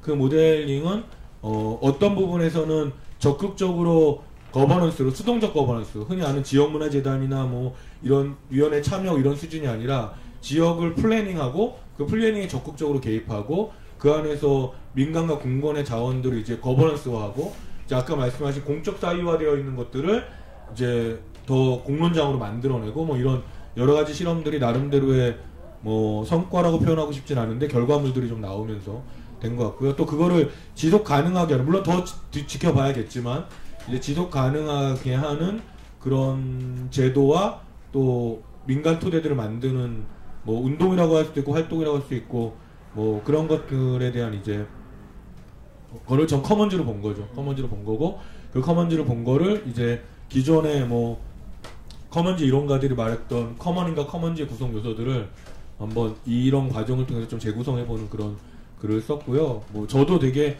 도전적으로 쓴 글이어서 뭐 논리적으로는 많이 구멍이 있는데 더 공부를 그런 부분에서 해볼 생각이고 많이 토론을 지금 하고 있는 중이고 그래서 이제 공유성보 원탁회의는 이승원님이 말씀하신 거에 대한 좀 저는 개인적으로 갖고 있는 뭐 제 개인은 아니지만 성북이라는 지역에서 실험하고 있는 사실은 시민정치적 실험이기도 해요. 뭐 시민정치 또 문화생태계 이런 실험이기도 하고 그런 것들이 이제 공적 사유화되어 있구나. 사실은 저는 아까 말씀하신 거에서 굉장히 중요한 지점 중에 하나 파퓰리즘 얘기에서 되게 중요한 게 실제 왜 좌파는 자원을 획득하지 못하는가 여전히 저는 그게 되게 삼국지적인 접근을 하고 있다고 생각해요. 일상성 없는 실체성 없는 이렇게 되게 엘리트들의 이렇게 전략 게임처럼 그거 마치 보고 될 것처럼 그리고 그게 이제 선거 때 피크를 이루죠. 근데 평소에 안 하는 게 선거 될 리가 없잖아요. 그렇잖아요. 자원도 없고, 그렇죠. 논의된 바도 없고 이번에 끝판왕을 이번에 보여준 거죠. 이제 이번에 뭐까지 보여줬냐면은 과정의 논의조차 없는 막 결정들을 하면서 문제가 되면서 이제 진보 정당의 커먼즈가 굉장히 이제 유실돼 버린 거잖아요. 사실은 그런 것들에서 무엇을 배울까? 저는 이제 사실은 그 일상성이라고 보고요. 거기에 로컬리티라든지 이런 운동의 현장성이 중요하다고 생각합니다. 심소미 선생님 글에 되게 재밌는 얘기가 나와요. 저희가 평소에 많이 생각했던 게 제가 아까 스쿼트 얘기했잖아요. 제가 스쿼트 딱 하고 되게 놀랬던 게 저희가 스쿼트 한 게 그 권문철 선생님 논문이기도 하지만 박사 논문인가요? 그걸 보시면 잘 나오는데 이제 그 OS 프로젝트를 했을 때 막 언론에 나오고 했을 때 제가 되게 놀란 게 뭐였냐면 막 지상파 방송에 나오고 PD 수첩에 나오고 이러니까 사람들이 갑자기 아무도 스쿼트 운동을 하지 않고 전시장에서 스쿼트를 하더라고요. 스쿼트 전 이런 거. 네. 그리고 이제 국립현대나 이런 데서 이제 그 이론 토론을 막 해요. 미학자들이나 예술가들이. 근데 그 이후로도 지금까지도 제가 알고 있는 한은 단 한 번도 스쿼트 운동이라 할 수 있는 스쿼트 한국에 진행된 적이 없어요. 그리고 이제 사라졌죠. 지금 커먼즈 이론이 어마어마하게 미학적으로 소비되고 있거든요. 그 심성이는 근데 사실은 여기서 공유제라든지 뭐 공유성 몇 군데 사례를 빼고 실천적 운동이나 현장적 운동은 거의 발견하기 어려워요. 담론에 그러니까 담론을 연구 이게 나쁜 뜻이 절대 아니라 이제 그런 것들 좀 고민할 필요가 있다.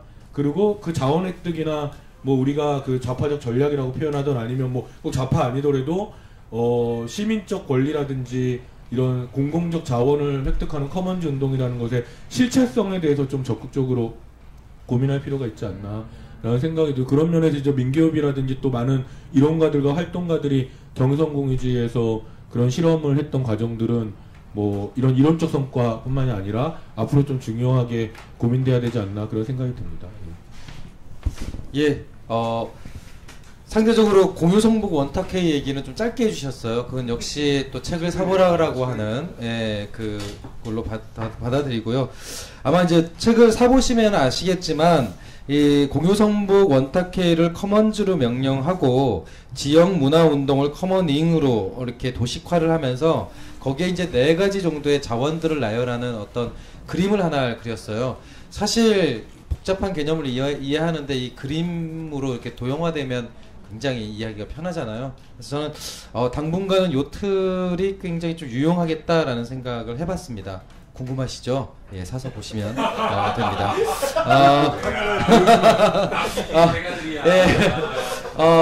이제 각각 그 선생님들이 쓰신 글들에 대한 어떤 좀 편향적인 요약을 요청을 드렸고 이야기를 들었습니다. 이제 좀 토론이라기보다는 좀 더 이야기를 이어가 보고 싶은데 제가 좀 화두로 삼고 싶은 것은 결국에는 코로나19 위기 이후의 커먼즈와 관련된 이야기입니다. 지금부터 이제 논의는 누구든 먼저 마이크를 들고 이야기를 해주시면 좋을 텐데요. 사실 제가 서울 지역에 이제 활동하는 활동가들하고 한 달 전 정도에 만나서 얘기한 적이 있어요. 야, 코로나 위기이고 누구도 거리로 나오고 있지 않아. 그런데 시민운동을 한다라고 하는 우리는 뭘 할 수 있는 거지? 하다못해 마스크라도 나눠줬으면 좋겠는데 우리는 그런 준비도 안 돼 있잖아.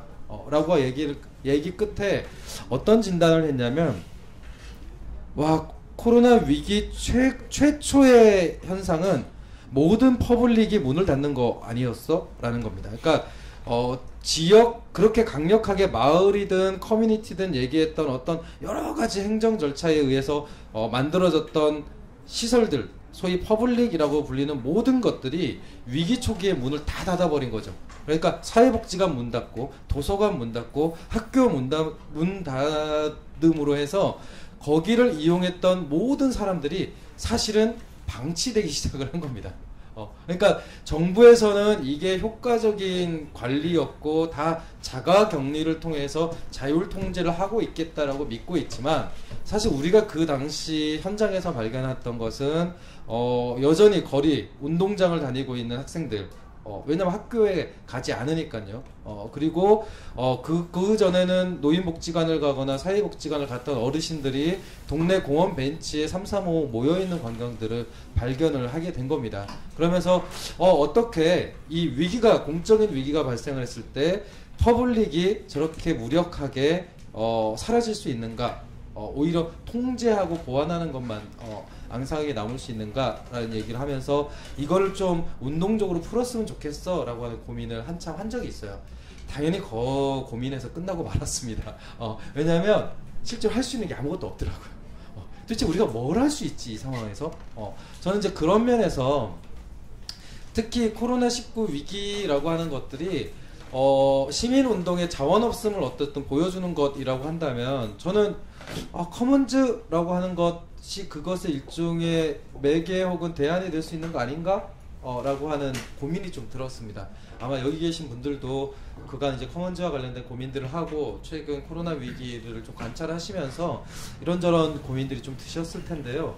혹시 먼저 좀 이야기를 해주실 분이 계시면 이 위기에 저는 이제 기대하는 거는 이 위기에 소위 커먼즈라고 하는 자원 형식 혹은 관계 형식이 좀 더 대안적일 수 있다라고 하는 어떤 해명을 기대하고 이렇게 질문을 던지긴 하는 건데 그런 기대는 없다라고 말씀해 주셔도 좋고 그런 게 있을 리가 없지 않냐 이렇게 말씀을 해 주셔도 좋고 아니면 그것의 어쨌든 전제 조건들을 좀 얘기를 해 주셔도 좋을 것 같습니다. 어떤가요? 그 코로나19 이후 이에 이 커먼즈라고 하는 게 좀 유의미하게 있을 수 있을까요? 일단 여기 책 구입하셨다는 주일환 선생님한테 예. 네. 그 유튜브 생방송 중에 이제 책을 구입하셨다는 선생님 감사합니다. 예, 감사드립니다. 예. 무슨 상업 방송 같은데 지금 하는 거예요? 아니 저는 저도 이제 비슷한 고민을 했었어요. 했었는데 권문철 선생님하고 이제 다른 우리 문화가 편집회의 때 이제 그런 얘기를 했었는데 이승환 선생님도 그렇고 박백윤 선생님도 계시고 여기 지난번에 왜 우리 해외에서 이제 이아이온의 등등의 이제 바엔스 등등의 커먼즈 이론가들 오시고 그래서 유럽의 선진적인 사례 커먼즈의 실천 전략이나 시 전체 차원에서의 그런 변혁 전략과 관련돼서 막 듣고 괜찮다 이런 느낌이었잖아요. 근데 이제 지금 보시면 알겠지만 이태리나 스페인이나 보면 최악의 상황이잖아요. 사망자 수도 유럽에서 제일 많고 그래서 저는 그게 굉장히 의아했어요. 그러니까 일반적인 사망자 숫자일 수도 있겠다라고는 하는데 커먼즈 운동이나 지역 공동체 운동이 그렇게 활성화된 그 스페인과 이태리에서 왜 그렇게 참혹하게 사망자 수가 많고 확진자 수가 많고 사람들의 그런 물리적 격리 상황이나 이런 것들이 더 심하게 이루어지고 있는가 그런 데서 이제 많이 후회감이 회의감이 좀 들었고 왜인지는 원인은 잘 모르겠어요. 근데 이제 아직까지 진행 중에 이제 코로나 바이러스가 진행 중에 사건 일종의 이제 대감염 사건이라고 볼 수가 있는데 전 지구적 사건이죠. 그래서 좀 평가가 필요한 부분들이 있는데 그거는 저도 원인을 잘 모르겠고 판단하기 어려운 부분들이 있는데 커먼즈가 그렇다고 그러면 아예 손을 놔야 되느냐라는 부분들이 있고요. 그래서 사실은 경기도에서 지금 최근에 그 플랫폼 배달의 민족이 요기요하고 이제 합쳐지면서 발생했던 그 수수료 문제들이 있었잖아요. 수수료를 정률제인가요? 로 해서 바꾸면서 문제가 됐고 그것을 이제 다시 여론이 악화되면서 되돌렸던 사과문을 게재하고 그걸로 안 되니까 이제 이전에 정액제로 바꿨다가 이제 정률제로 바꾼 건가? 건수당 얼마로 해서 바꾸는 형태로 원래대로 돌아간 거죠. 돌아갔는데 이재명 지사가 사실은 최근에 그 배달앱 어디죠? 군산에서 그래서 MOU 체결해서 그와 관련된 배달앱을 가져오는 그런 모델을 지금 적극적으로 추진하고 있는데 저는 처음에는 그게 상당히 좀 예전에 서울시에서 했던 그런 카풀앱 같은 그런 정도의 수준으로서 바라다 봤어요. 근데 그거보다는 좀 더 심도 있는 준비들을 하고 있다는 느낌이 드는 게 그와 관련된 다양한 그 뭐 영세업자니 아니면 배달 노동을 직접 수행하는 사람도 찾아보고 그와 관련된 앱의 전반적인 그 안에 관계된 그런 노동 현장이나 이런 부분들을 보면서 그 경기도 내에 그것들을 좀 이식하려고 하는 그런 느낌들이 있었고, 경기도 자체에서도 예전부터 이제 그런 그 대안적인 플랫폼 뭐 노동조합이니 뭐 그런 모델들을 안착시키려고 했던 그런 조짐들이 있어서, 그것이 가지고 있는 한계, 아까 뭐 대자적인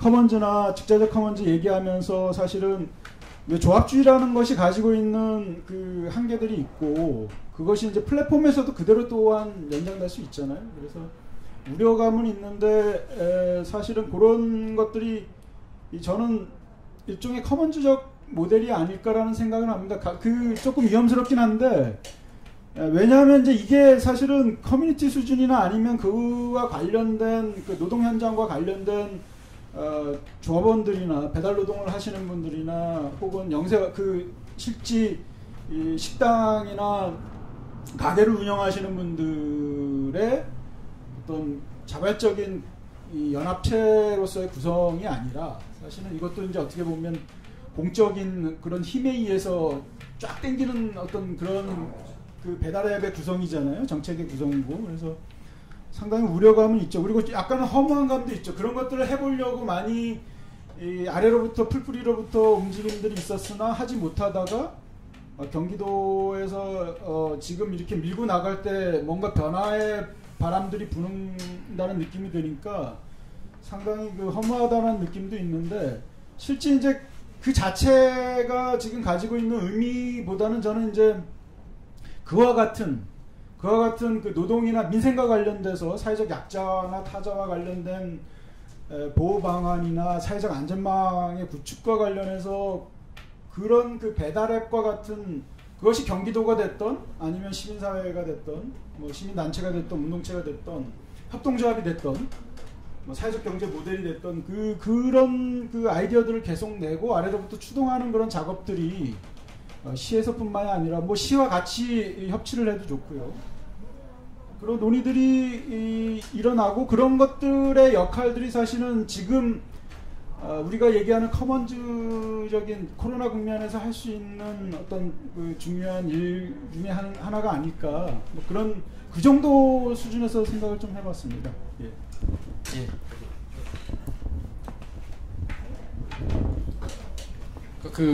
이건 선생님 말씀 들으면서도 좀 그런 생각이 많이 들었는데, 그러니까 최근 코로나 국면에서 많이 이야기되는 것들이 어떤 공적인 것의 중요성, 그리고 공적인 것의 회복하는 게 필요하다. 그냥 신자유주의 국면에서 약화되었던 그런 공적인 것의 부활이 많이 얘기되고 있는데, 그러니까 물론 그건 중요한 문제이긴 하지만 그것만으로는 또 충분치 않다는 것도 사실이라는 생각이 들거든요. 그러니까 예를 들면 그 바이러스와 국가라는 걸 생각했을 때, 국가는 절대 바이러스를 완전히 통제할 수 없다는 거예요. 국가만으로는. 왜냐하면 서로 비대칭적인 존재니까요. 그러니까 미국이 테러와의 전쟁에서 완전히 승리할 수 없는 것처럼 국가도 바이러스의 전쟁에서 완전히 승리할 수 없는 거죠. 국가만으로는.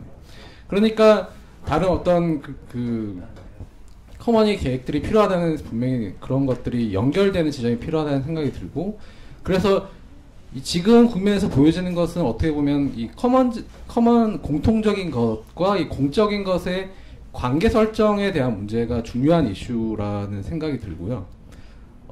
그러니까 지금 뭐 미국에서는 뭐 그 2000 몇 년이죠? 2011년인가요? 오큐파이 운동 이후로 이제 거의 그 이후로 거의 처음으로 다시 지역에서 상호부조 네트워크들이 많이 출현을 하고 있다고 하는데, 그러니까 실제로 그게 얼마만큼 영향을 갖고 있는지는 사실 저는 잘 모르고 그냥 뭐 이렇게 단편적인 기사로만 접할 뿐이지만, 그러니까 거기서 또 좀 인상적인 것은 이제 지금 뭐 신문 한국 기사에도 많이 나오지만 뭐 임대료 파업 같은 이제 그런 움직임들이 많이 퍼지고 있다라는 것인데, 한국에서는 이게 제가 그 동네에서 이렇게 현수막을 보면 그런 현수막에 붙어 있는 거예요. 이렇게 착한 임대인 이 운동을 이제 뭐 동참하시라는 그런, 그러니까 이게 완전히 다른 방향에서 전개되는 것들이잖아요. 그러니까 그런 것들이 좀 약간 또 이런 공적인 것과 그런 공통된 것의 그런 연결해서 또 하나의 의미 있는 좀 차이였던 것 같고요. 그래서 아까 그 이관 선생님이 얘기하신 것처럼 만약 우리가 뭐 그런 커먼즈 계획이 잘 있었다고 생각했던 예를 들어서 뭐 이탈리아 같은 국가에서 그러면 그렇게 지금 엄청나게 뭐 걷잡을 수 없었던 그런 상황이 일어났던 것에 대해서 생각을 해보면 물론 거기서의 가장 큰 문제는 금융위기 이후에 그런 그 보건 문제에 대해서 공적인 것의 지원이 굉장히 후퇴했기 때문에 이제 그게 가장 직접적인 원인이었다는 생각이 들고 그러면은 결국 그런 문제를 봤을 때 이 커머닝의 계획이라는 것이 결국 이 공적인 것과의 그런 관계를 중요한 과제로 삼지 않으면 굉장히 고립되고 그런 무기력한 형태로 끝날 수도 있다라는 것을 보여주는 게 아닌가 그런 생각이 들고요. 그러니까 이 책에서 그 지금 번역글이 페데리치와 카펜지 같이 쓴 글이 그 189쪽에 보면 이 두 사람이 그런 말을 하고 있는데 그러니까 우리가 이러한 맥락에서 그러니까 공통학 실천이 성장하는 그런 맥락에서 그 직면하는 과제는 커먼즈 계획을 증식시키는 방법이 아니라 그 계획을 우리가 생산한 부의 집합적 재전유와 사회적 위기 및 불평등의 폐지를 조직하는 일에 중심이 두는 방법이다라고 되어 있는데 그러니까 여기서 우리가 생산한 부라는 게 결국 공적인 것을 얘기하는 거거든요. 그러니까 결국 이 두 사람이 얘기하는 것은 그런 커머닝의 계획들을 단순히 그냥 어떤 고립된 그런 형태가 아니라 우리가 공통으로 생산했던 그런 그 공적인 것을 집합적으로 다시 가져오는 그 과제와 어떻게 연결시킨 것인가. 그러니까 그게 아까 이성환 선생님이 얘기했던 문제하고도 좀 비슷한 그 맥락에 있다는 생각이 들고요. 아까 그 병원 얘기를 하시면서 얘기했던 문제. 그러니까 그런 것들이 지금 이 국면에서 하나의 또 보여주는 커먼즈와 관련해서 제기되는 중요한 이슈가 아닌가 하는 생각이 들었습니다. 순서대로? 예, 다들 할 얘기 다 있으시죠? 역시 이 준비된 패널들이었습니다. 이수원 선생님. 예. 저는 지금은 뭐 대안 제시보다는 약간 좀 반성이 필요할 것 같아요. 그러니까 하나는 당연히 그 뭐 국가 역할이라든가 뭐 이 공공재란 무엇인가 그리고 사실 이 최첨단 기술, 뭐 엄청난 무기를 생산한 이 기업들이 사실은 이 마스크 하나 생산하지 못하는 이러한 상황들이거든요. 그럼 이제 이 사회에서 기업의 역할이라는 것은 과연 무엇인가? 라는 측면에서도 이제 한편으로 바라봐야 되지만 또 다른 한편으로는 제가 이제 서울시 쪽 분들이랑도 가끔 이제 최근에 이제 만나면서 이야기하는데 그분들도 사실 이제 속으로 굉장히 답답해하는 것 중에 하나가 그 지난 10년 동안 10년인가요? 거의 한 뭐 아무튼 최장수 재임 기간 동안에 가장 핵심적으로 소위 말해서 이제 지원을 하고 힘을 써왔던 사회적 경제와 사회 혁신이라는 것이 어떻게 보면 일상의 잔잔한 상황 속에서 힘을 발휘하는 것에 대한 기대도 있지만 우리가 소위 말하는 회복력이라고 해서 위기 상황에 대한 대처 능력, 정상적인 정상화시킬 수 있는 대처 능력으로서의 이 사회적 경제와 사회 혁신 이런 부분에 이런 거를 기대를 하고 굉장히 많이 투여를 했는데 사실 지금 이 시점에서 그것들이 하나도 없다라는 거죠. 쉽게 말해서 차통도 제대로 작동을 하지 않는다라는 거예요. 공무원들이 다른 것에 대해서 너무너무 바빠졌기 때문에. 그리고 또 우리도 그동안에 뭐 메이커 운동, 3D 프린터로 뭐 자기 제작 운동, 막 도심 제조 하자고 했지만은 여기서조차도 마스크뿐만 아니라 소위 말해서 지금 상황에서 가장 취약한 사회적 약자들에게 필요한 공공재를 이렇게 보급시킬 수 있는 부분들이 없었다. 저는 이런 부분들을 봤을 때는 소위 말해서 진보 정당들이 과연 뭘 했는가에 대해서도 진지하게 좀 고민을 해볼 필요가 있습니다. 그래서 이러한 국가기업 신자유주의 이쪽뿐만 아니라 여전히 저는 기존의 운동 또한 여실히 한계가 드러난 시점이었다라는 생각이 하나가 이제 듭니다. 또 하나는 뭐냐면은 많은 사람들이 제가 이제 얼마 전에 사실은 이제 그 프레시안이 짧게 쓴 글을 잠깐 이제 정리를 하면은 그 많은 분들이 그 뉴노멀이라고 새로운 뉴노멀이겠죠. 2008년도 이후의 뉴노멀이 아닌 이제 또 뉴노멀인데 그 코로나 이후는 이제 결국 코로나 이전으로 돌아가지 못한다라고 얘기를 합니다. 저도 그런 부분에서는 동일한데 돌아가지 못한다가 아니라 사실은 돌아가서는 안 된다라는 당이 있을 수밖에 없는 것 같아요. 왜냐하면은 당연히 이 코로나19를 통해서 드러난 이 한계의 원인 제공이었던 이 신자유주의와 여러 그 위기적인 질서들로 당연히 복귀해서는 안 되는데 우리가 이러한 상황을 경험했다고 해서 돌아가지 자연 발생적으로 우리는 새로운 질서, 그 질서가 어디에 튈지는 모르지만 저는 절대 그렇지 않다고 보거든요. 그러니까 제가 이제 그 프레시안 글에서 얘기했던 것 중에 하나가 뭐냐면은 많은 사람들이 그 2016년도에 그런 얘기를 했어요. 세월호 사건 이후는 결코 세월호 사건 이전으로 돌아가지 않을 것이다. 이런 처참한 참사를 우리가 직접 경험을 했기 때문에 결코 그 전으로 돌아가지 않을 거라고 얘기를 했지만 사실은 더 사회가 후져졌어요. 더 사회가 더 파편화되고 더 안전성이 아까 뭐 저기 그 여러 이제 지금 비정규 노동자들 혹은 뭐 위험한 노동자들의 이야기들 오늘도 집에서 오는데 라이더들끼리 충돌하는 사고를 보고 굉장히 좀 이렇게 착잡해가지고 왔는데 이런 식의 이제 위험한 사회들이 훨씬 더 가속화됐다라는 거죠. 그러니까 저는 우리가 그러니까 대한세계 그 대한세계도 어디로 지금 방향이 정해지지 않았습니다. 근데 우리가 최소한 우리가 원하는 방향으로 한 발자국으로 가는 것은 뭐 그야말로 이제 자동진화설로 가는 게 아니다. 예를 들어서 분산복합제가 과연 바뀌겠는가? 국제노동분업질서가 바뀌겠는가? 최소한 이 두 개가 바뀌지 않는데 더군다나 이 초국적 초국적 국민자본에 대한 국가 간의 탈규제가 여전히 유지가 되고 있다면은 거기서 뉴노멀이라고 했을 때 결국엔 다시 전 철저하게 복지의 민영화라든가 민간 위탁을 더 쪼는 방식으로 새마을운동을 하든 뭘 하든 하면서 오히려 이런 식으로 시민들을 동원시켜가지고 그 가는 방향으로 갈 가능성도 굉장히 크다. 하지만 이 부분은 저는 굉장히 정치적인 것이기 때문에 지금은 그냥 어떤 A가 올 것이라는 예측보다는 우리가 원하는 A로 가기 위해서는 우리가 정치적으로 사회적으로 어떤 액션을 취해야 되는가에 대한 좀 더 적극적인 정치 논쟁이 좀 필요하지 않을까 생각합니다. 예, 맞아. 이원재 선생님. 저는 뭐 좀 짧게 얘기하면 하나는 지금 이 코로나19를 비롯해서 이제 재난의 시기에 모든 것들이 같이 올라오잖아요. 원래 인간 사회가 갈등이 심해질 때 뭐 가까운 관계에서도 뭐 옛날 거 다 끄집어내잖아요. 그런 것처럼 이제 재난 사회의 특징이 모든 문제가 다 같이 올라오는 거라고 했을 때 여러 가지가 있을 텐데 저는 제일 중요한 건 지금 이 코로나19를 비롯한 이 국면이나 이런 게 그 아까 왜 작동되지 않느냐. 그러니까 되게 인간 중심적인 체제와는 다른 차원의 문제들이 등장하기 때문이라고 생각해요. 거기서 등장하는 게 이제 뭐 인류세라든지 기후위기나 생태 문제. 그러니까 이거는 인간의 유능함과는 다른 문제. 오히려 인간의 유능함에서 생겼던 문제들을 인간의 능력으로 다시 인간 중심적으로 풀려고 했을 때 풀리지 않을 거다. 그래서 이제 그 차원 자체가 좀 달라진 부분들에 대한 접근이 필요하고 그게 이제 대표적인 게 뭐 지금 슈퍼바이러스라든지 뭐 코로나 그 기후위기라든지 뭐 이런 거 계속 예측됐던 거고. 두 번째는 근데 이제 두 번째가 더 중요한데 근데 이게 예측되어 왔는데 왜 나아지지 않느냐. 그게 정치의 문제인 거죠. 민주주의 정치의 문제. 그러니까 누가 의사결정을 하느냐. 근데 사실 코로나도 제가 우연히 얼마 전에 지상파 방송에서 하는 방송 다큐멘터리 봤는데 뭐 이미 바이러스 역사에서 바이러스 전문가들은 다 예측하고 있었고 되게 심플해요. 그 몇 년 전만 해도 WHO 이런 데서 예산을 편성해야 된다. 세계적으로. 아무도 안 한 거죠. 아무도 안 한 거고. 심지어 지금 뭐 트럼프는 WHO 지원금 되찾아오겠다 뭐 이런 얘기 되찾겠다라 이런 수준이잖아요. 그러니까 정치 의사결정을 누가 하냐. 이게 코로나 문제만이 아니라 기후위기 같은 거죠. 그러니까 이제 기후위기 전문가들이 중세시대에 우리가 살고 있다고 말하는 것처럼 합리적 사고와 상식적 사고에서 97% 이상이 동의하고 있고 반드시 올 거라고 얘기하고 있는데 아무 준비를 안 하고 있는 것들 뭐 이런 것들에서 그 아까 말한 퍼블릭이나 뭐 공공이나 이런 것들이 작동하지 않는 것들 그 의사결정의 문제예요. 그래서 그런 유명한 태제가 있잖아요. 그 중요한 결정의 시기에 그걸 결정할 수 있는 사람들은 권한에 도달하지 못할 것이다.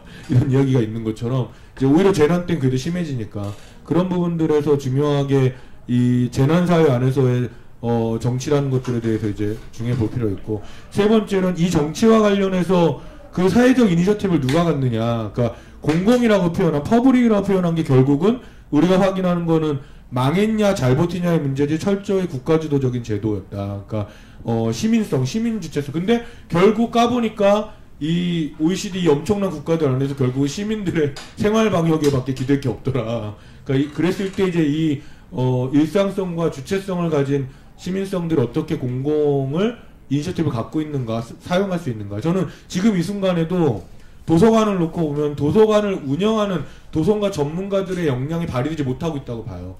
왜? 그거를 지시 내리는 전혀 전문성이 없는 권력에 의한 제도에 의한 결정들에 의해서 그냥 관리되기 때문에.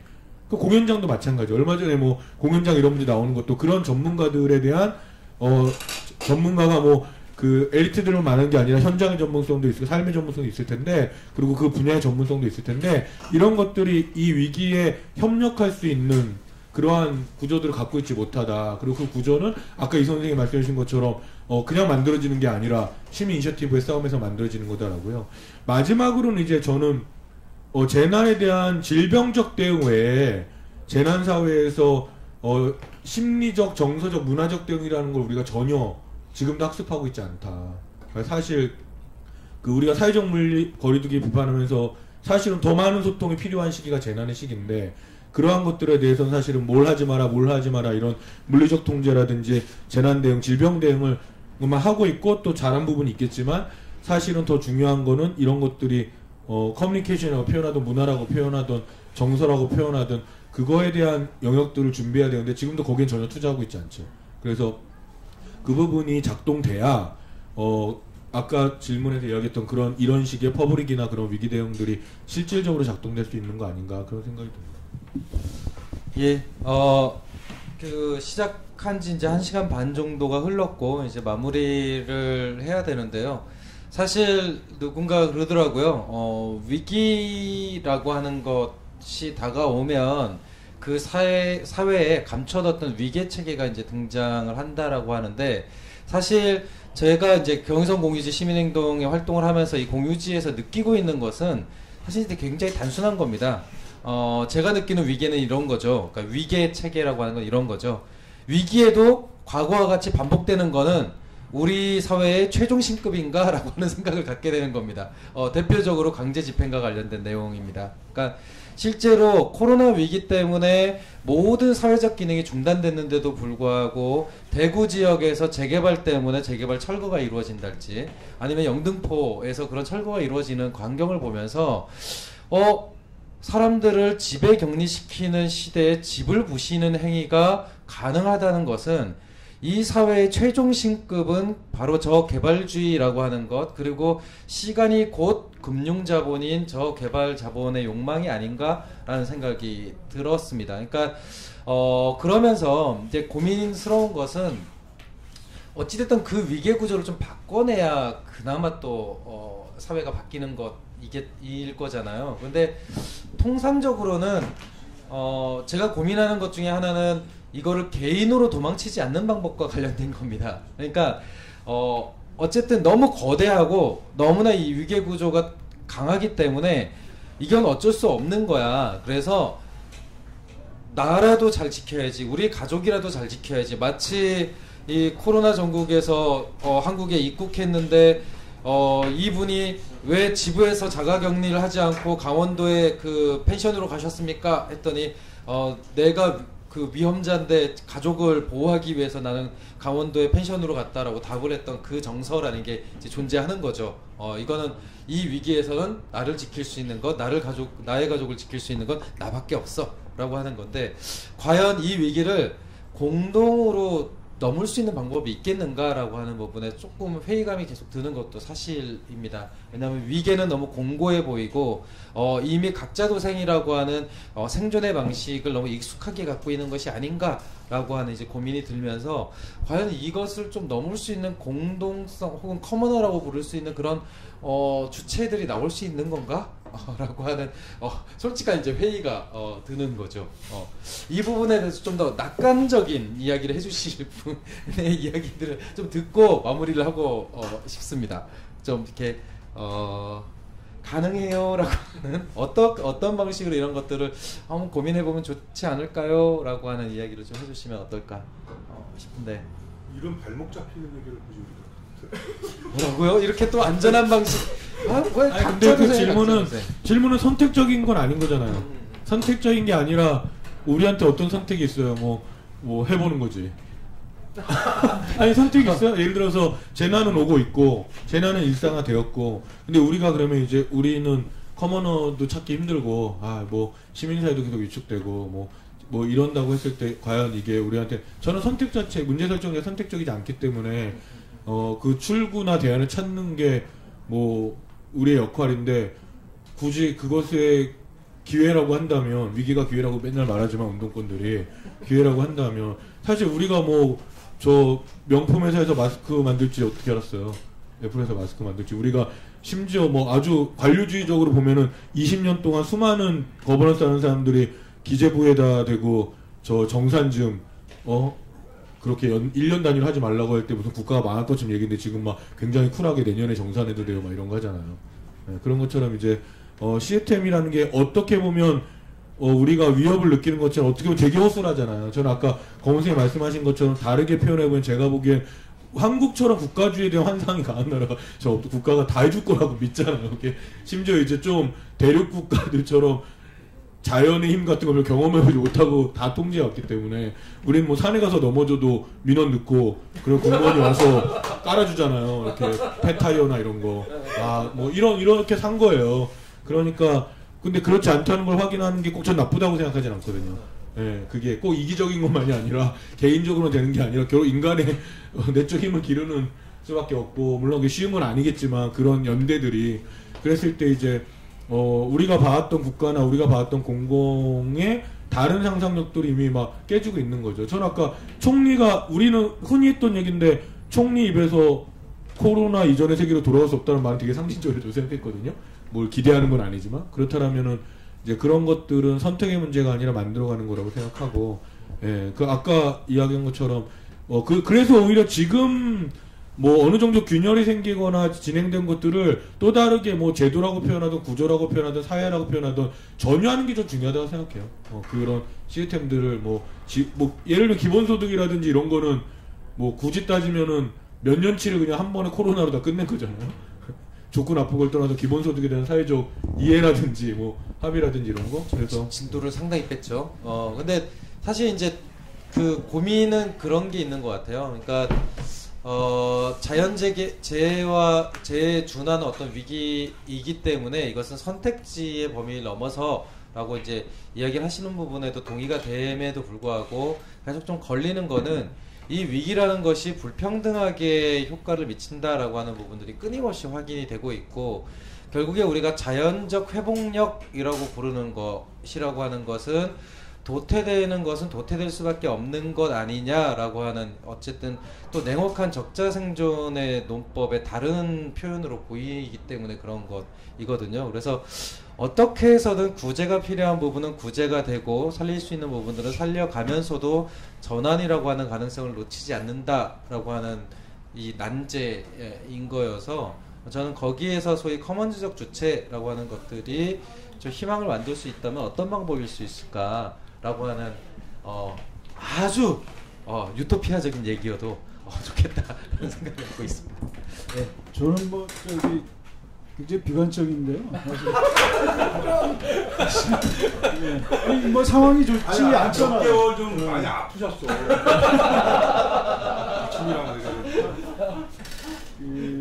저도 기저질환이 있는 사람이어서 살아남는 것 자체가 상당히 저는 과제이기도 하는 사람인데 하나의 생명체로서 이 지구사회에서. 근데 어쨌거나 지금 보면 다 안 좋잖아요. 국가도 지금 뭐 전체주의화돼 간다는 이제 평가들도 있고.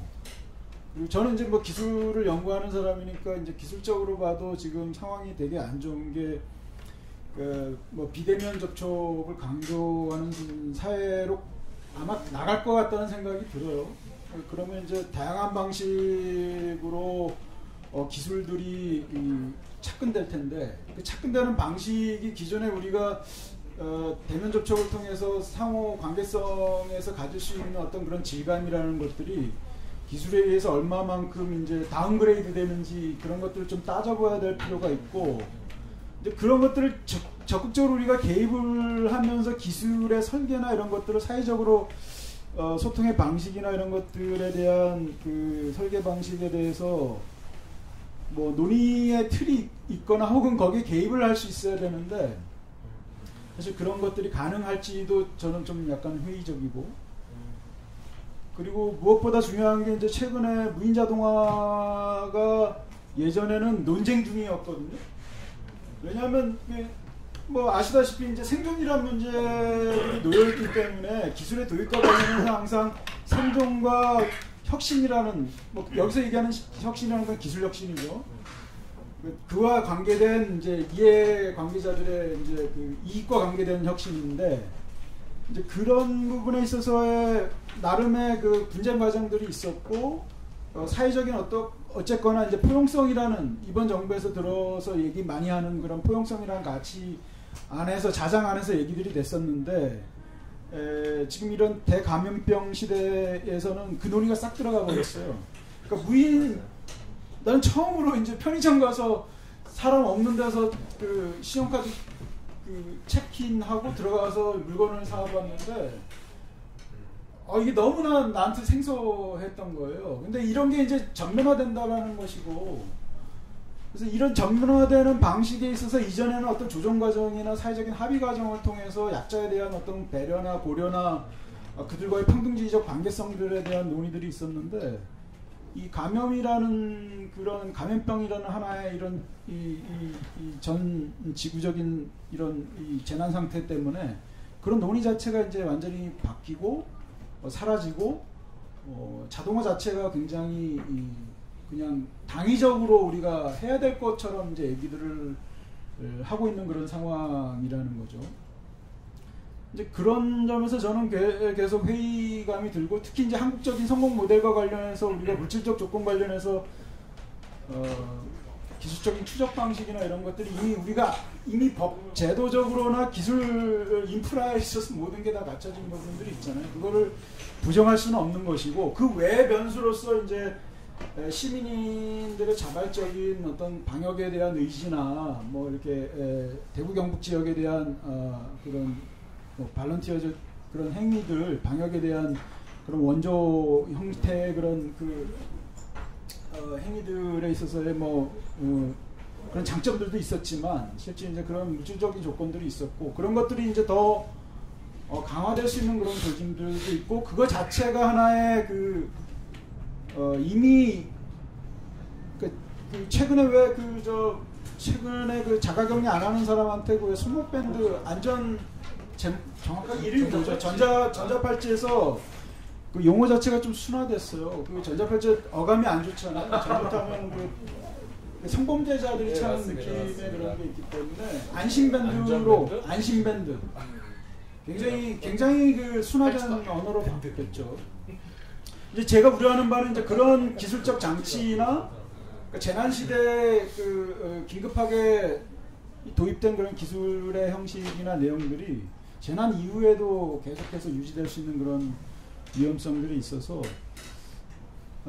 그런 것들이 이제 굉장히 우려되고 회의적이긴 한데, 저희가 이제 문화가 101호에서 커먼즈를 화두로 삼는 것도 사실은 그런 최악의 상황, 최악의 시나리오 안에서도 어쨌거나 우리는 희망을 잃을 수 없고 뭔가 대안들을 찾아 나갈 수밖에 없는 그런 인간이 그런 생존의 조건에 있기 때문에 그런 관계성 속에 또 새로운 대안들을 추구하는 것이 인간의 저는 존엄이라고 보거든요. 그리고 그것이 가치고, 그래서 이제 커먼즈가 뭘 정확하게 어떤 구체적 상을 제시하고 있지 않지만 하나의 그런 대안적인 상상력을 자극할 수 있는 그런 시발점이 된다라는 생각이 들고, 아직까지는 어떤 구체적인 상을 그려내지 못하지만 그것을 통해서 뭔가 과정적으로 우리가 만들어 나갈 수 있다면, 지금은 최악의 상황, 아까 마크 피셔 인용도 하셨지만 자본주의 리얼리즘의 최악의 상황에 우리가 지금 있긴 하지만 얼마든 그 커먼즈라는 동력에 의해서 새로운 가치들을 만들어낼 수 있다. 그 희망이 있다는 것 그 자체가 저는 하나의 출발점이자 그 계기가 되지 않을까, 그렇게 한번 생각해 봅니다. 현실은 굉장히 비관적이지만 그 안에서도 희망을 잃지 않는 것으로 마무리하겠습니다. 지금 우리 이승원 선생님의 표정을 보면 정말 하고 싶은 얘기가 많아 보이는데 이야기를 시키지 않겠습니다. 왜냐면 굉장히 길어질 것 같아서. 하지만 이제 마지막 정리하는 멘트는 이제 부탁을 드릴 건데요. 사실 비대면이라고 하는 것이 일종의 하나의 문화로서 정착이 되고 그것이 그간에 그나마 조금이라도 만들어졌던 어떤 시민 참여 혹은 직접 민주주의라고 불리는 어떤 민주주의의 변형 과정을 종료시키진 않았으면 좋겠다는 기대가 있었는데 최근에 이제 뭐 참여예산제의 경향이나 내지 주민자치회의 경향이나 그나마 조금씩 뿌리를 내리고 있었던 주민자치의 여러 시도들이 한순간에 날아가는 걸 보면서 야 이거는 소위 코로나 위기와 같은 이제 그 보건상 혹은 방역상의 위기 상황은 민주주의적으로 극복이 될 수 없는 건가라고 하는 이제 비관적 상황 생각이 들게 되는 거죠. 왜냐하면 주민자치적 혹은 주민참여적 방역 혹은 주민참여적 자가격리라는 말을 우린 들어본 적이 없잖아요.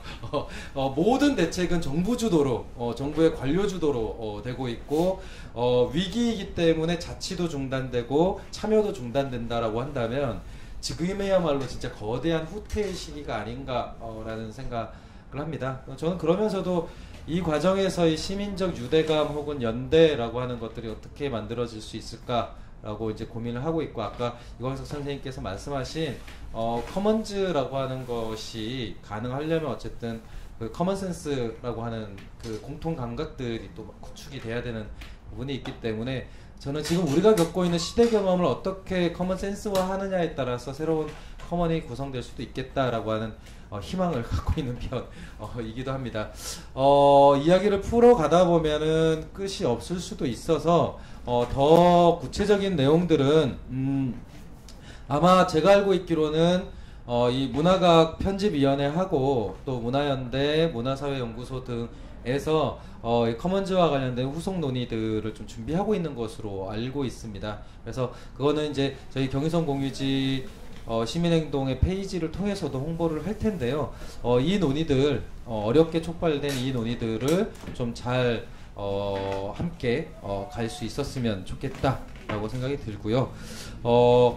마지막으로 지난주 토요일부터 오늘까지 3차에 걸쳐서 경의선 공유지 시민행동이 그 서울대 아시아 도시 문화센터와 도시 사회센터와 함께 진행했던 예, 자 NG 지난주 토요일부터 경의선 공유지 시민행동하고 그 다음에 그 서울대 도시 아시아 도시 사회센터와 공동으로 진행을 하면서 세 차례 진행했던 경의선 공유지 다시 시작 포럼은 오늘로써 종료를 합니다. 사실 저희가 이 포럼을 준비하게 된 계기는 현재 경의선 공유지가 물리적 퇴거를 앞두고 있는 상황에서 지난 4년 동안 저희가 여기서 점거를 하고 또 그 각자의 필요와 욕망에 따라서 이 공간을 일시적 사용하는 경험들을 어떻게 좀 갈무리를 하고 또 시사점을 얻을 수 있을까라고 하는 고민들을 하기 위해서였습니다. 그래서 아무래도 과제는 좀 남아 있을 것 같고요. 더 고민을 해 나가겠습니다. 그리고 이 자리가 아니어도 다른 곳에서 경의선 공유지 시민행동의 이름으로 해서 이 공유지를 다시 커머닝하는 것을 포기하지 않고 추진해 볼 생각입니다. 이 포럼을 보시는 분들도 그 과정에 함께 참여를 해주시고 또 각자의 커먼즈에 대한 고민들을 각자의 영역에서 실천해 주시기를 부탁을 드립니다. 그러면 우리는 커먼으로서 만나게 될 수 있을 것 같습니다. 예, 긴 시간 수고 많으셨고요. 경의선 공유지 시민행동은 이렇게 사라지는 것이 아니라 다른 활동의 내용과 그 다음에 또 제안을 가지고 또 찾아뵙도록 이렇게 하겠습니다. 긴 시간 수고 많으셨습니다. 우리 여기 참여하시는 분들 모두 수고하셨다는 인사와 함께 마치도록 하겠습니다. 감사합니다. 마무리 발언을 안 하시는 거예요? 아 기대하셨구나. 약속을 하시죠. 자 엑스트라. 감사합니다.